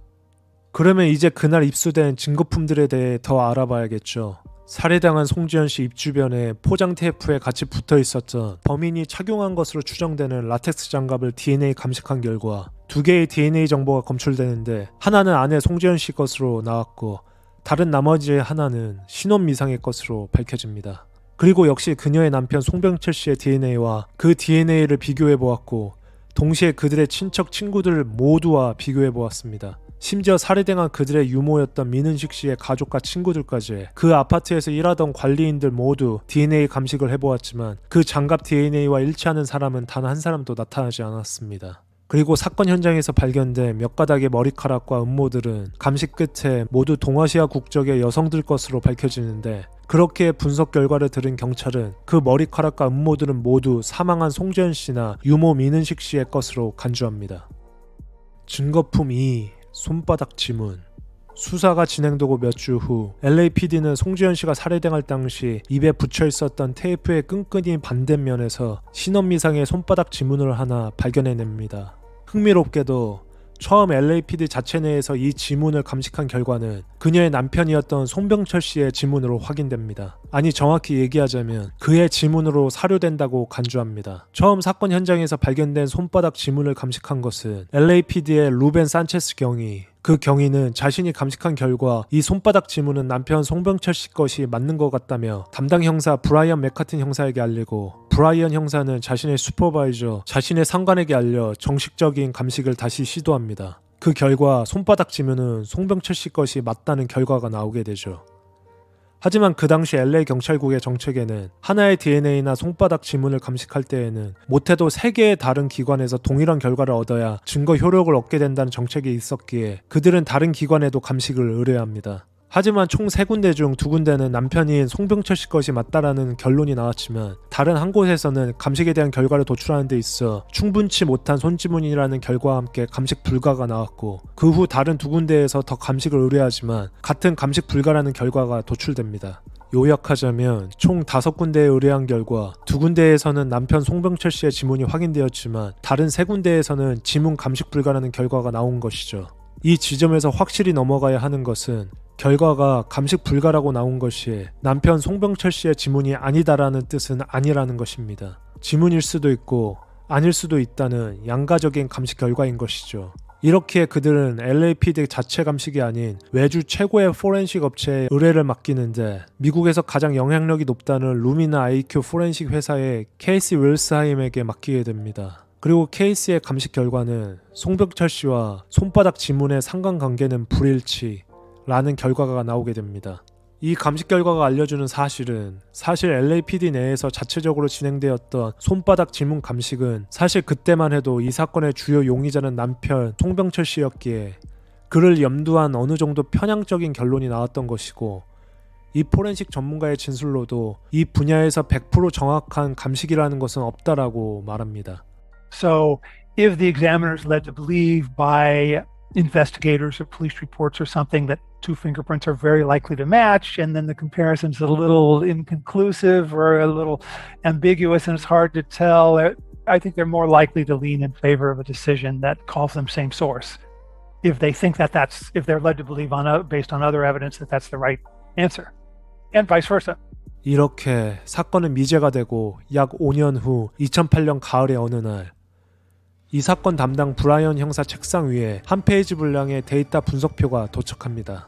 그 표에는 라텍스 장갑에서 검출된 DNA 감식과 동일한 DNA를 갖고 있는 사람을 바로 찾았다는 것. 그의 이름은 로빈 초, 약 몇 주 동안 그 이름을 갖고 수사를 펼치게 된 브라이언 형사는 드디어 그의 이름이 당시 사건이 일어났던 아파트의 세입자 목록에 올라와 있는 것을 발견합니다. 그리고 문득 브라이언 형사는 그의 얼굴이 기억이 나게 되죠. 그 당시 피해자 송신의 집 주차장 바로 옆자리를 쓰고 있었던 사람. 그 사람도 잠시 신문을 한 적이 있었지만 그때 그 역시 그들에 대해 아는 바가 전혀 없다고 해 그냥 별다른 특이점을 발견하지 못해 지나쳤던 사람. 피해자 가족들은 4층에 거주하지만 이 사람은 1층에서 살고 있었던 사람. 바로 그가 이 DNA와 일치하다던 로빈 초였던 것이었습니다. 용의자 2. 인간 로빈 초. 로빈 초는 1957년생으로 한국에서 태어났고 9남매 중 7째로 태어납니다.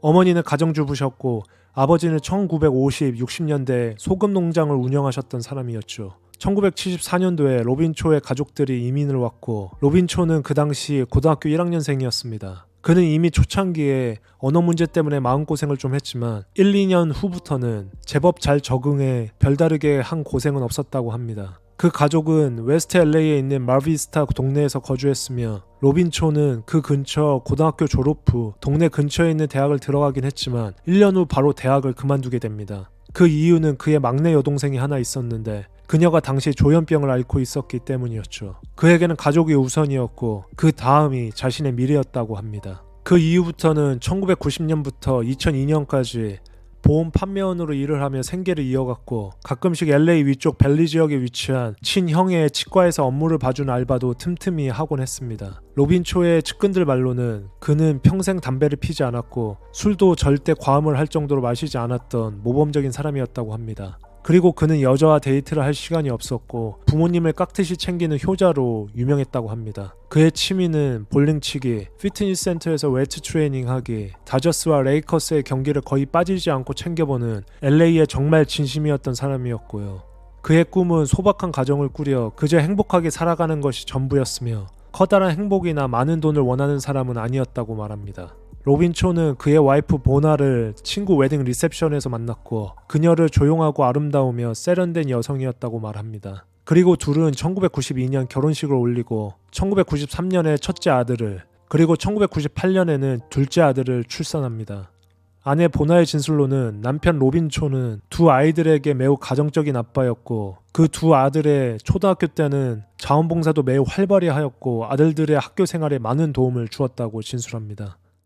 용의자 2. 로빈 초의 폰지 사기. 둘째 아들을 낳은 직후 1998년부터 그는 지인들과 한국 교민들을 상대로 자신이 투자하고 있는 펀드와 사업에 투자할 사람들을 모집하기 시작합니다. 처음에 로빈 초는 그 무렵 자신과 가장 친하게 지냈던 지인 토니 서에게 자신에게 약 25,000불의 현금을 투자하면 자신이 매달 원금의 약 4%의 이윤을 보장하고 종국에는 원금까지 돌려주겠다 호언합니다. 하지만 친구 토니는 투자 브로커 라이센스도 없고 공식적인 트레이더도 아닌 로빈이 약간은 의심스러웠지만 로빈 초는 오히려 자신이 공식적인 라이센스를 갖고 이 투자를 진행하면 오히려 손실을 날 수 있다며 그를 꼬드기죠. 그래서 토니서는 실제 25,000불을 그에게 투자금 명목으로 건네주고 실제 몇 달 동안은 로빈 초에게 약속한 대로 약 4%의 이윤을 매달 받게 됩니다. 이런 소식들을 들은 토니서의 지인들과 친구들도 그의 수완을 인정하기 시작해 하나둘씩 로빈 초에게 투자금 명목으로 몇만 불씩 건네주고 로빈 초는 하나같이 당신이 얼마를 나에게 투자하든지 매달 원금의 약 4%의 이윤을 갖다주고 원금도 보장하겠다 호언합니다. 그리고 그들이 작성한 계약서에는 하나같이 원금 보장, US 정부가 보증함이라는 문구가 들어가 있었죠. 물론 추후 이 계약서는 사기로 밝혀집니다. 로빈 초는 그렇게 약 2, 3년 동안 총 12명의 사람들에게 하나 약 30억의 돈을 받아 챙기게 됩니다. 하지만 이 12명 사람들 모두 초기 몇 달 동안은 로빈 초가 자신들에게 약속한 약 4%의 이윤을 입금시켜 받았지만 1년, 2년이 지날수록 이윤이 감소되고 종국에는 아무런 이윤을 주지 않는 지경까지 오게 되면서 그가 피해자들의 연락을 피하기 시작하죠. 그리고 종국에는 피해를 입은 투자자들이 계속해서 로빈 초를 재촉하자 로빈 초는 당신들이 그 이윤을 이제 더 받고 싶다면 나에게 더 많은 투자자들을 소개시키라며 그 투자자들의 투자금으로 당신들이 피해받은 이윤들을 챙겨주겠다 약속합니다. 전형적인 폰지 사기꾼들의 수법이죠. 그리고 이 악랄한 수법 때문에 이후 훨씬 더 많은 피해자들이 나오게 됩니다. 이렇게 많은 피해자들의 어마어마한 돈을 사기로 가로챈 후 약 5년 후 2003년에서야 비로소 피해자들이 그에 대해 소송과 고소를 진행하게 되고 그 낌새를 눈치챈 로빈 초는 자신이 사기로 벌어들인 돈들을 어디론가 숨겨놓은 후 바로 파산 신청을 해버려 그들의 민사소송의 효력을 무효화시킵니다. 하지만 형사고소까지는 로빈 초 그가 막을 수는 없었죠. 그의 피해자들 중에서는 전 재산을 그에게 사기당하고 동반 자살까지 생각할 정도로 힘든 생활을 겪게 된 이제 막 결혼을 시작한 신혼부부들도 있었다고 합니다. 그렇게 2003년에 판사 에도가 주관하는 사기 형사 재판에서 LA 카운티 검사는 2건의 사기 혐의로 로빈 초를 기소하고 이런 여러 피해자들의 증거를 받아 그의 유죄를 입증합니다. 참고로 판사 에도는 예전 오제이 심슨 사건의 판사로 유명한 사람이었습니다. 정식적으로는 로빈 초의 그 2건의 사기 혐의로 그의 최대 형량은 약 6년형의 교도소 재소가 가능한 상황이었지만 검사는 6년형의 재소보다 피해자들에 대한 배상이 우선이라며 로빈 초와 형량 딜, 일명 플리 딜을 하기 시작하고 검사는 약 4명의 피해자에게 26만 달러 정도 배상하면 합의하겠다는 조건을 겁니다. 상식적으로 너무나 작고 형편없는 딜이었지만 그 당시 검사는 그 정도의 조건이 가장 현실적이라고 생각했었던 것 같습니다. 그렇게 결국 로빈 초는 그 플리 딜에 합의하고 판사에게 자신의 유죄를 인정해버리죠. 그리고 판사 예도는 그에게 집행유예 5년만을 선고 그는 약 8일 정도만 교도소에서 재소하게 되었고 약 30만 불의 돈을 4명의 피해자에게 배상하는 것으로 이 폰지 사기 사건 전체가 마무리됩니다. 그리고 그는 자신의 유죄를 인정함에 따라 미국 범인 DNA 데이터베이스에 자신의 DNA 샘플을 올려야만 했고 2008년 6월 공식적으로 그의 DNA는 미국 범죄자 데이터베이스에 업로드되게 됩니다. 바로 이 점 때문에 2003년 미라클 마일에서 일어난 송지현 씨와 그의 아들 그리고 유모 살인사건 현장에서 발견된 라텍스 장갑에서 나온 DNA가 약 5년 동안 잠자고 있다가 깨어난 순간이 돼버린 거죠. 이 사실들을 캐치한 브라이언 형사는 로빈 초의 주소를 찾아 그에게 바로 경찰서로 출두해달라 요청합니다. 처음 그를 경찰서로 불러 신문할 때는 그에게 어떤 혐의점도 밝히지 않습니다. 그가 범인이라고 밝히지도 않고 조심스럽게 신문을 시작하죠. 지금부터 나오는 목소리는 그 당시 녹취되었던 재판 당시 사용되어진 신문 가정 중에 로빈 초와 담당 형사 브라이언 그리고 형사 조지 샤멜리안의 목소리입니다. What we are doing is we ask you to come here and you agreed to come here. You know, we didn't handcuff you, we didn't bring you against your will. Again, you're not under arrest, you can leave anytime you want to. However, what our job is, three of us assigned the case recently, okay? And what we're doing is we're contacting all the people who live in the apartment building in Mansley and trying to get their statements. And it was a triple murder where 3 people were killed in your old apartment building on the 4th floor. I don't know, do you remember that incident? Yeah. Oh, okay. I mean, it's a widely, news coverage there. Oh, okay. What do you remember about that day? Were you there that day? Well, yeah. The only thing I can remember right now is I came home late, I don't know, 6, 7. Then I saw that I couldn't get in. Now, did you get up at a certain time and go to work in the morning? Is that what happened? What time did you leave that day? Oh, normally I leave because I have to take my the Edwin to school around. School starts at 8:10, so I normally leave somewhere like at 7:45 and 7:50. That time, that's the first time I leave. Yeah. So you drop him off at school.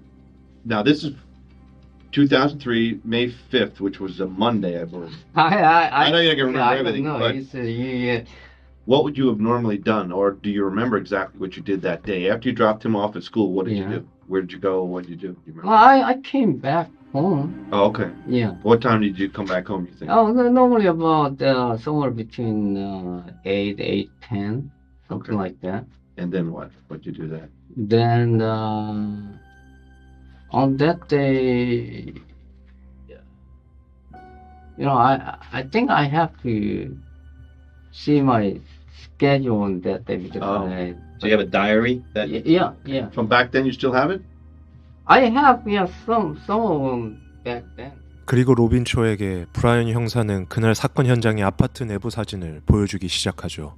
This woman, her name's Therese. Did you ever see her there in the apartment? Well, we see a couple of times. We ran into a couple of times, but we never talked. But So you weren't friends with them? You didn't socialize? You didn't No. go to their house? They didn't come to your apartment? no. They had a nanny that used to take care of the little one. Mm. Did you ever see that walking through they used to evidently take walks through the hallways and No, I that type of thing in the I pool never- area? No, I don't think I never saw the name. You never saw the nanny? Okay. 그가 첫 신문에서 경찰에게 여러 질문을 받게 되는데 그중 하나는 그날 사건 시간 당시 무엇을 하고 있었느냐였습니다. 그 질문에 로빈초는 자신은 그저 큰아들과 둘째 아들을 학교에 내려주고 집으로 돌아왔다고만 진술하죠. 하지만 이 진술은 추후 계속해서 조금씩 달라집니다. 그리고 자신은 그 당시 매일 일기를 써놓았기에 그 일기를 보면 무엇을 했었는지 기억이 날 것이라고 진술합니다. 그도 그럴 것이 형사가 지금 질문을 한 시점은 사건으로부터 6년이 지난 시점이었기 때문이죠. 그리고 그가 그 사건 당시 매일 일기를 쓰던 이유도 자신이 폰지 사기 혐의로 재판을 받을 시점이었기에 그때부터 생긴 버릇이라고 하며 그 당시 매일매일 피해자들이 자신을 죽인다는 협박을 해왔기에 그 협박들을 매일 정확히 언제 받았는지에 대한 기록을 남기기 위해 일기를 써왔다고 주장합니다. To you, did they look as though they had some money and they were wealthy? No, all the Korean drive nice car. You know, they whether they have money or not, they always drive Mercedes, you know, BMW. Yeah, it's the reason we're trying to asking you that is to see if somebody would have saw that and thought, oh, maybe they got money, you know, that type of thing. You know, they look wealthy. I don't think. What did you hear happened? What did I hear about happened? Yeah. Well, I just basically know what the news coverage. What What they're did saying. what do you remember hearing? What did the news say that you remember? Oh, they were saying they have some between some sort of problem between husband and wife. That's what I heard in the news. But then what did they say happened to? How many people? Do you know how many people were killed? Yeah, he said some 3. 3. Do you know who? Which ones were killed? Do you remember? Yeah, I know. Wife was killed, and one boy and one grandma, something like that. Yeah. You know how they were killed? Did you hear that? Yeah, I heard it was killed with the some sort of execution style. Execution style? Yeah. Did it say what kind of weapon was used? No. The news didn't No, say the that? news didn't say that. And they saw some sort of gun, but I don't know about the gun. You have a gun? Do you own any guns? No, I never. Were you ever in the military or anything? No. 그리고 이렇게 1차 경찰 신문이 끝난 직후 로빈초는 경찰서로 나와 어디론가 향하는데 그의 뒤를 LAPD가 계속해서 미행하고 있다는 사실은 알지 못합니다. 이 새로운 증거가 나온 콜드케이스에는 약 15명의 LAPD가 내사를 하고 있는 중이었고 이렇게 주요 용의 선상으로 올라온 로빈초를 그냥 보낼 일이 없었던 경찰이었죠.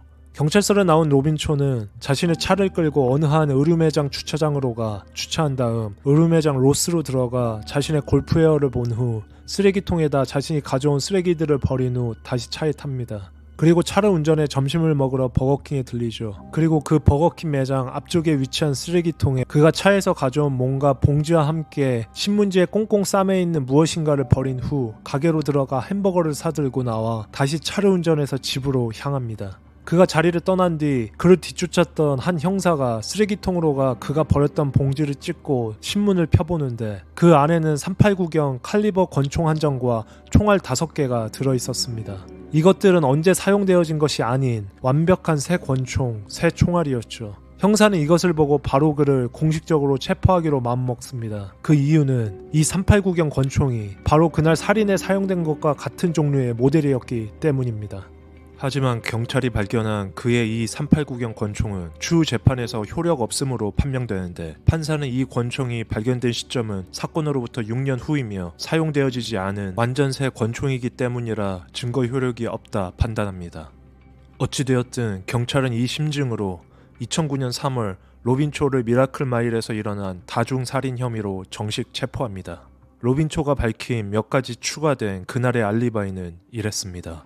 그는 아침 9시쯤에 집으로 나와 자신의 취미였던 우표 수집 가게로 가 우표를 몇 장 사고 나옵니다. 그리고 USPS 우체국으로 가 가족에게 편지 한 장을 붙이고 LA 자신의 집에서 약 40분 떨어져 있던 친형이 운영하던 치과로 가 형의 업무를 도와주죠. 그때가 벌써 오후 2, 3시경이었고 치과를 나온 후 맥도날드에 가서 햄버거를 하나 사 먹고 TJ 맥스라는 매장으로 가 골프화를 쇼핑합니다. 그리고 집으로 귀가하죠. 이것이 로빈 초가 자신이 작성한 일기와 기억의 의존에 소환한 그날의 알리바이입니다. So what's in the card when you leave it outside? You said you're what's in the card usually? No, not in the car. There's a small box next to the parking. The front of the parking, there is a room like this much, all right? Okay. You can leave your unusing item in the front of the space, like a golf cart, your bicycle. Okay. In your garage. Okay. The victims' cars were parked. Yeah.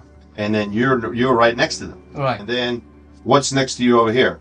Here is the mostly people put their dirty stuff right here. Dirty stuff. What's dirty stuff? When you're not using bicycle and What is it? Is this a storage room?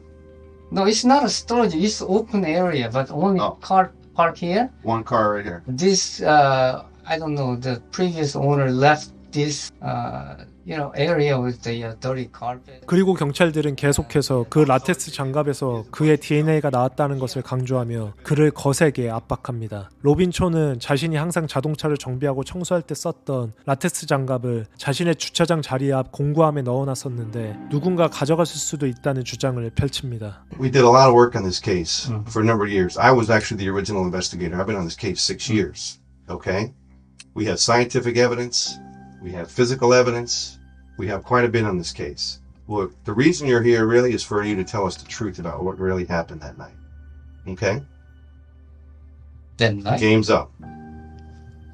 We haven't been sitting on our ass for 6 years. We've done a ton of work on this case. Well, I'm sure you have. Okay? Yeah. And from the crime scene, we obtained DNA. You know what that is, right? I know. Okay. Yeah. Irrefutable DNA. I Okay? don't know what kind of DNA you have, but Well, I know what kind we have. You could probably guess whose DNA we have. Okay? That's And you know what I'm going to do? Actually, are you going to be you going to talk to us about what happened? Otherwise, I'm going to read you your rights. well. You just You ready for me to read your rights? Well, if you read You have anything else you want to ask? You have the right to remain silent. Do you understand? Yeah. Anything you say may be used against you in a court of law. Do you understand? Mm-hmm. You have the right to the presence of an attorney before and during any question. Do you understand? Yeah. We have DNA from the victim, Mrs. Therese Song. Your DNA on our victim. How Okay? how could there? No, I'm just telling you, your DNA is on our victim. That's why you're here. You're not leaving here today. You understand that? You're not leaving here today. You're here now to discuss this case and tell us what happened that night. That's why you're here. Take a breath. Take a deep breath. You keep saying Take a deep. Listen, that night, Mr. but- Cho. Yeah. Take a deep breath and think back. Remember what happened during the day, and tell us your side of the story. What happened? How it happened? Why it happened? I have nothing to do with the case. Then why did we get all this evidence? Well, I don't know. You know what you're looking at in this case? It's a triple murder. You're looking at the rest of your life, if not the death penalty. I know Okay. that, but I And didn't do we it. have more evidence than you could imagine against you in this case. You're not going home tonight. You're going to jail. Let that sink in. You're going to jail. Okay? We want you right now. This is your chance to talk to us about what happened, because after we book you, it's done. You're a done deal. You're in the system. You're gone for life. No, I have nothing to do with What the is it? case. Tell us your side of the story, Mr. Cho. I told you already. Mr. Cho, I wasn't it's too late. home that It's too day. late to deny it. It's too late. Okay? You can say, I didn't do it as long as until you're blue in the face. I know better. Mr. Pike knows better. My partner knows better. Okay? It's too late. It's your turn to talk with us. That's why you're here this evening. I Okay? know Let that us I know, had nothing to do with Mr. the Cho, case. Mr. okay? Cho, it's past that. It's bullshit. You know you did it. You're involved in the case. Either you did it by yourself or with whoever, or whoever made you do it, or somebody paid you to do it because you were in financial stripes, whatever, you let me know. What is it? What caused you to do that? I didn't do it. Tell us what happened. Why did things get out of hand? Did somebody attack you? Did somebody force you to do that? Did somebody pay you to do it because you were financially strapped and you were desperate? If that's the situation, fine. Just tell us. No. We need to know the reason. We'd like to know the reason of what happened. What pushed you? Mr. Joe, what pushed you to the edge? What pushed you to the edge where you did this? No. What was it? I know you were been desperate. threatened by other people, but I never did anything like that. You were pushed to the edge because you were in debt, $2 million, whatever it was. You took a lot of people's money, hoping to invest for them properly, and it didn't work out. So you were desperate. No. And then you tell me what I wasn't desperate at that time. Then what happened? Why did this happen? Were you having an affair with Mrs. Song? Was she your girlfriend? I told you I never talked to her. Well, how'd your DNA get on her? I don't know. How did your DNA get on her? Listen to me. You can't. I have nothing to do with the case. Then why did we get all this evidence? Well, I don't know. I know. Mr. Pike knows you were there. DNA does not lie. It does not lie, Mr. Cho. I don't know how the DNA got there. You ever watch those CSI shows? I don't like them, but they're true. A lot of the stuff they say is true. DNA does not lie. That's better evidence than a fingerprint. You can go to court and say, hell, it wasn't me. I don't know her. I never saw her. I was never in her apartment. But wait, DNA is all over this place. How'd that happen? It doesn't happen because it fucking blew in the air. It happens because you were there. I didn't do it. It happened. You can say that till you blew in the face. I know. Mr. Pike knows you were there. DNA does not lie. It does not lie, Mr. Cho. I don't know how the DNA got there, but Mr. Cho, enough. Don't be silly. Come on. No, I'm not silly. This is being serious now. Okay, you can deny it all you want. It's not gonna change things. It's not gonna change. I'm not denying. I didn't do it. Okay. It's not gonna change that you are gonna go to jail tonight. I don't care if I go to jail or not, but I didn't do it. Then who did it then? If it wasn't you, somebody grabbed your DNA and put it in the house? How do I know? Is that how it is? Listen, you can't refute that your DNA's there. Your DNA's there. You're screwed. There's not a goddamn thing you can do to refute that. You could keep telling us that you blew in the face. I didn't do it. I wasn't there on that day. I wasn't home on that day. Oh, where were you then? I told you I was in the valley in the morning, then I was in my friend's office in the afternoon whole time. So these people will come in and testify for you? Well, I'm sure they will. You sure they will? Yeah. I don't want to hear bullshit. I want to know. I want the truth. You've been bullshitting me. You've been bullshitting us all day. We got it all. Trust me. We got it all right? We didn't just wake up yesterday or this morning and decide, well, let's pin this on Mr. Cho because we have nobody else to do it, to pin it on. It doesn't happen that way. It does not happen that way. We run the DNA and see it proof. What's that? You just run the DNA and see. We already did. It already came back to you. How do you think we got your name? We didn't know you. It was a dynamite hit. All of a sudden, bam, there it is, Mr. Cho. Wow. He lived in the same fucking building. He lived on the first floor. Same friggin' building. You parked right next to them. Yeah. I'm telling you, that's how we got all this. We didn't just come up out of thin blue air and decide to come after you, because I didn't know you from Adam till today. You just keep denying something that you I know that I didn't do anything, okay? Well, you know, you can say that. You'll be saying that in prison the rest of your life. The rest of your life. You're ready for your life to be over? You done? No. You done with your life? You want to be behind bars? I didn't do it. Why? A little guy like you in jail? No, why should I go there? I didn't do anything. No? Then you're going to go to jail saying you didn't do anything. That's going to be the case, I guess, huh? No, I didn't go up there. I didn't do it. You done talking to me? Should we leave? Are you going to keep denying it, or are you going to tell us the truth here? No, I'm telling you the truth.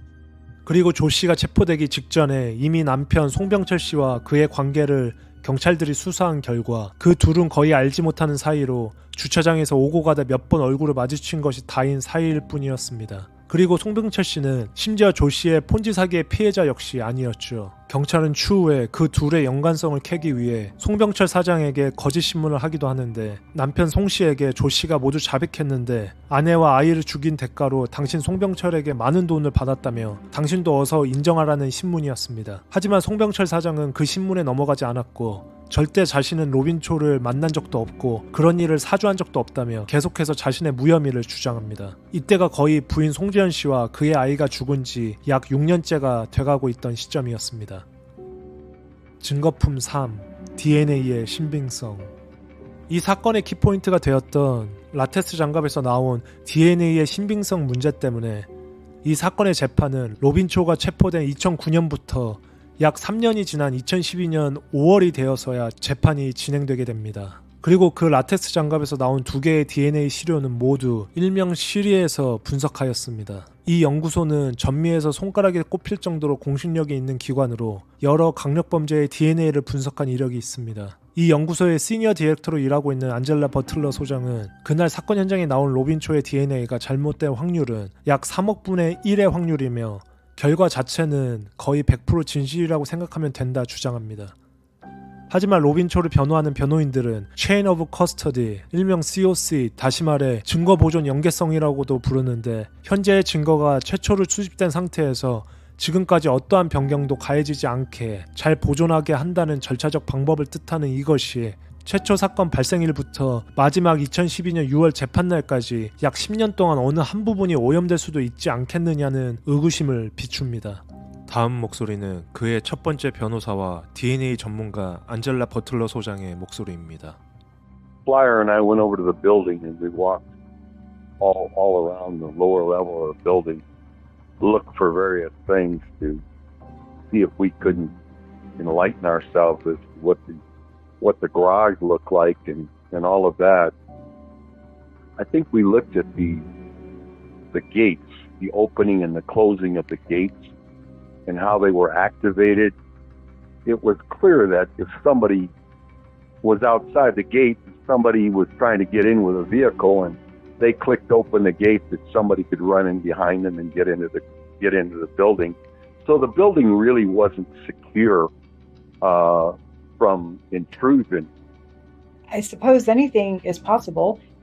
Now, as far as the DNA evidence goes, if someone were to find, whether it's a pair of gloves, whether it's a hat or clothing, and find it and then put it on, there's a potential of finding a mixture. So not only the person, like if somebody else wore it, then the next person that put it on, or a partial profile. So there is that.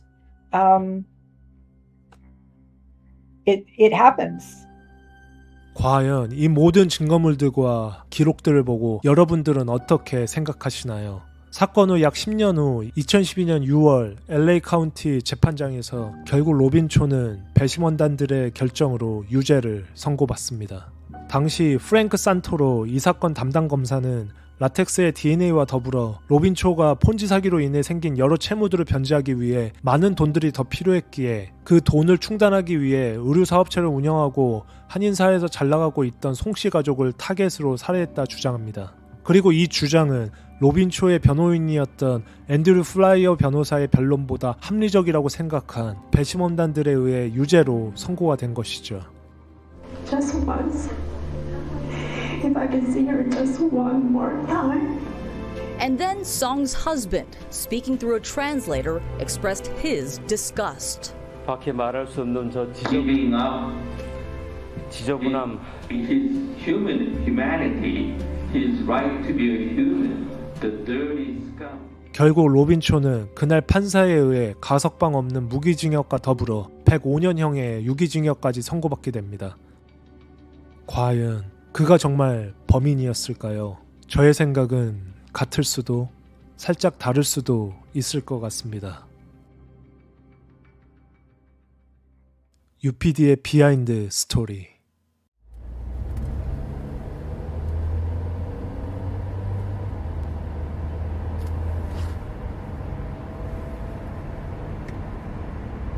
지금 저는 미라클마일 살인이 일어났던 아파트로 가고 있습니다.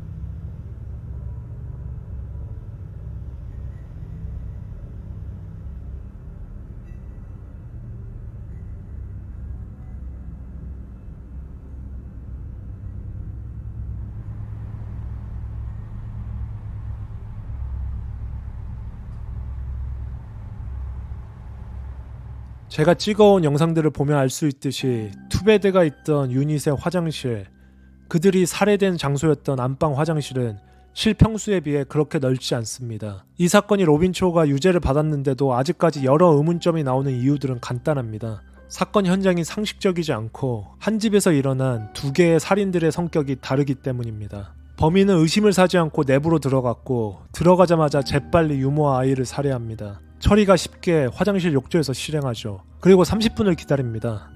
만약 검찰의 말대로 로빈 초의 살해 동기가 돈이었다면 그냥 그 집안에 있는 모든 현금과 기중품들을 가지고 나오면 끝나는 거겠죠. 하지만 굳이 30분을 기다립니다. 왜? 그 집 부인인 송지연 씨를 만나기 위해서였죠. 그리고 그녀의 입에 재갈을 물리고 손을 묶어 제압합니다. 그녀를 살해하기 직전까지 서로 어떤 말들이 오고 갔을까요? 그리고 보란듯이 자신이 사용한 것처럼 보이는 라텍스 장갑을 그녀의 입을 막을 때 썼던 테이프와 함께 붙여놓고 떠납니다.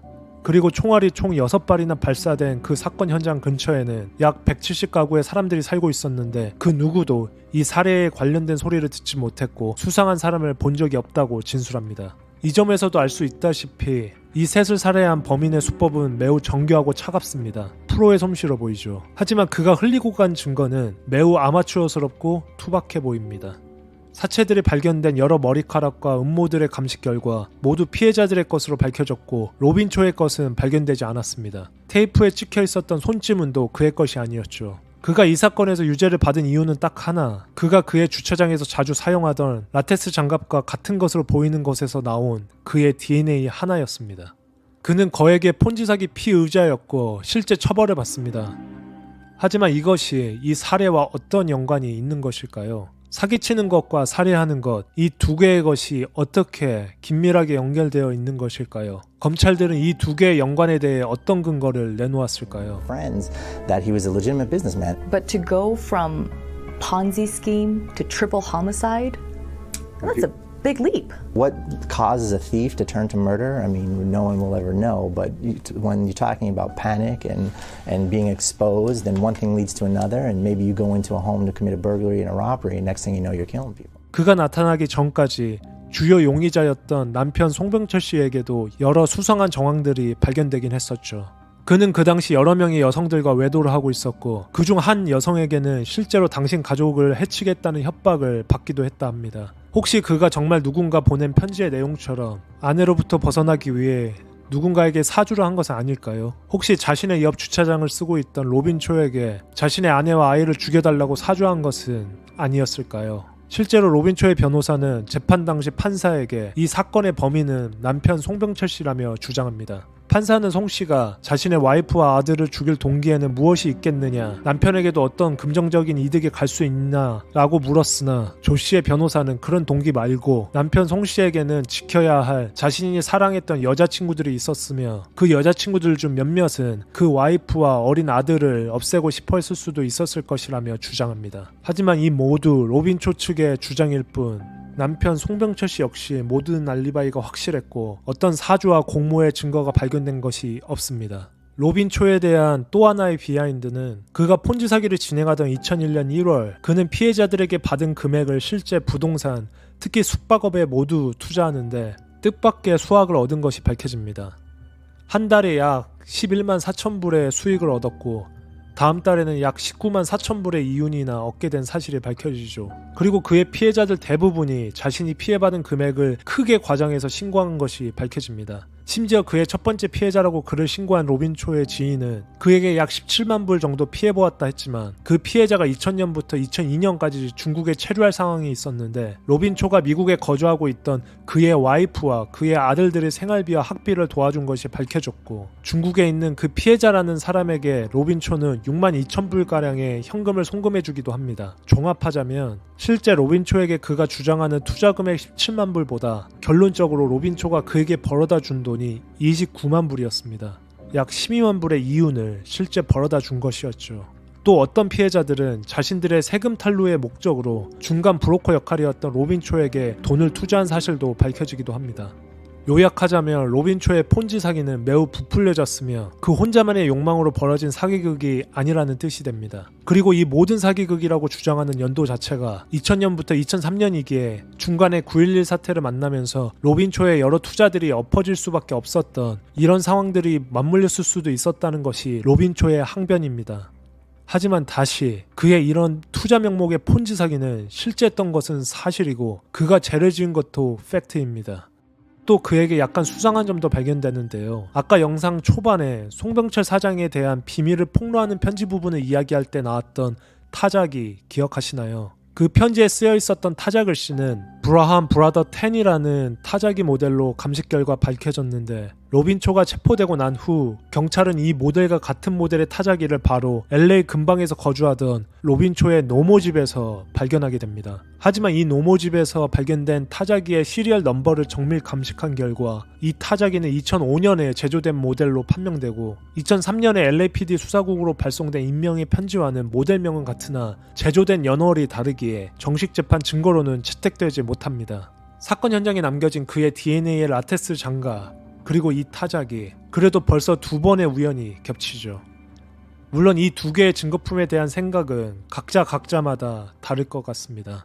그럼 이 사건 이후 그들의 주변 가족들에 대한 이야기를 해볼까요? 이 사건은 송병철 사장과 그의 가족들, 그 당시 4살이었던 큰 아들에게도 너무나 큰 상흔을 남겨버렸습니다. 그 당시 재미 한국 언론들과 미국의 레거시 언론들까지 그 가족에 대한 무분별한 소문과 도를 지나친 억측에 가까운 뉴스 기사들의 상처를 받아 송병철 사장과 큰아들은 스스로 여러 번 목숨을 끊을 생각을 했다고 밝히기도 합니다. 송병철 사장은 다운타운에 있었던 자신의 의류 사업들을 모두 정리하고 교회도 다니지 않으며 예전에 했던 사회활동을 모두 끊고 자신의 첫째 아들 진우와 함께 조용히 살아갑니다. 그리고 재판이 모두 끝이 나고 몇 년 후 조용히 근처 지인과 재혼하며 캘리포니아 어디에선가 살아가고 있다고 합니다.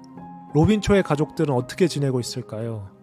로빈 초의 부인과 아들들 역시 남편이자 아버지인 그의 무죄를 아직도 주장하며 항상 그를 그리워하며 조용히 숨죽여 살고 있다고 합니다. 그리고 이 사건의 여러 허점들을 내세워 로빈 초의 변호인과 그의 가족들은 이 사건을 캘리포니아 이노센스 프로젝트에 사건을 등록시켜 놓았지만 아직도 여러 증거들에 풀리지 않은 의문점들이 많아 프로젝트 내에서도 아직 사건이 계류 중입니다. 마지막, 당시 54세 유모였던 민은식 씨 가족들은 어떻게 지낼까요?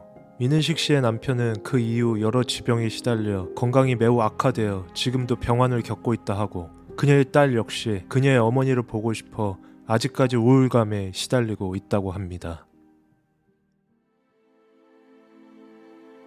송지연 씨, 그날 누구였어요?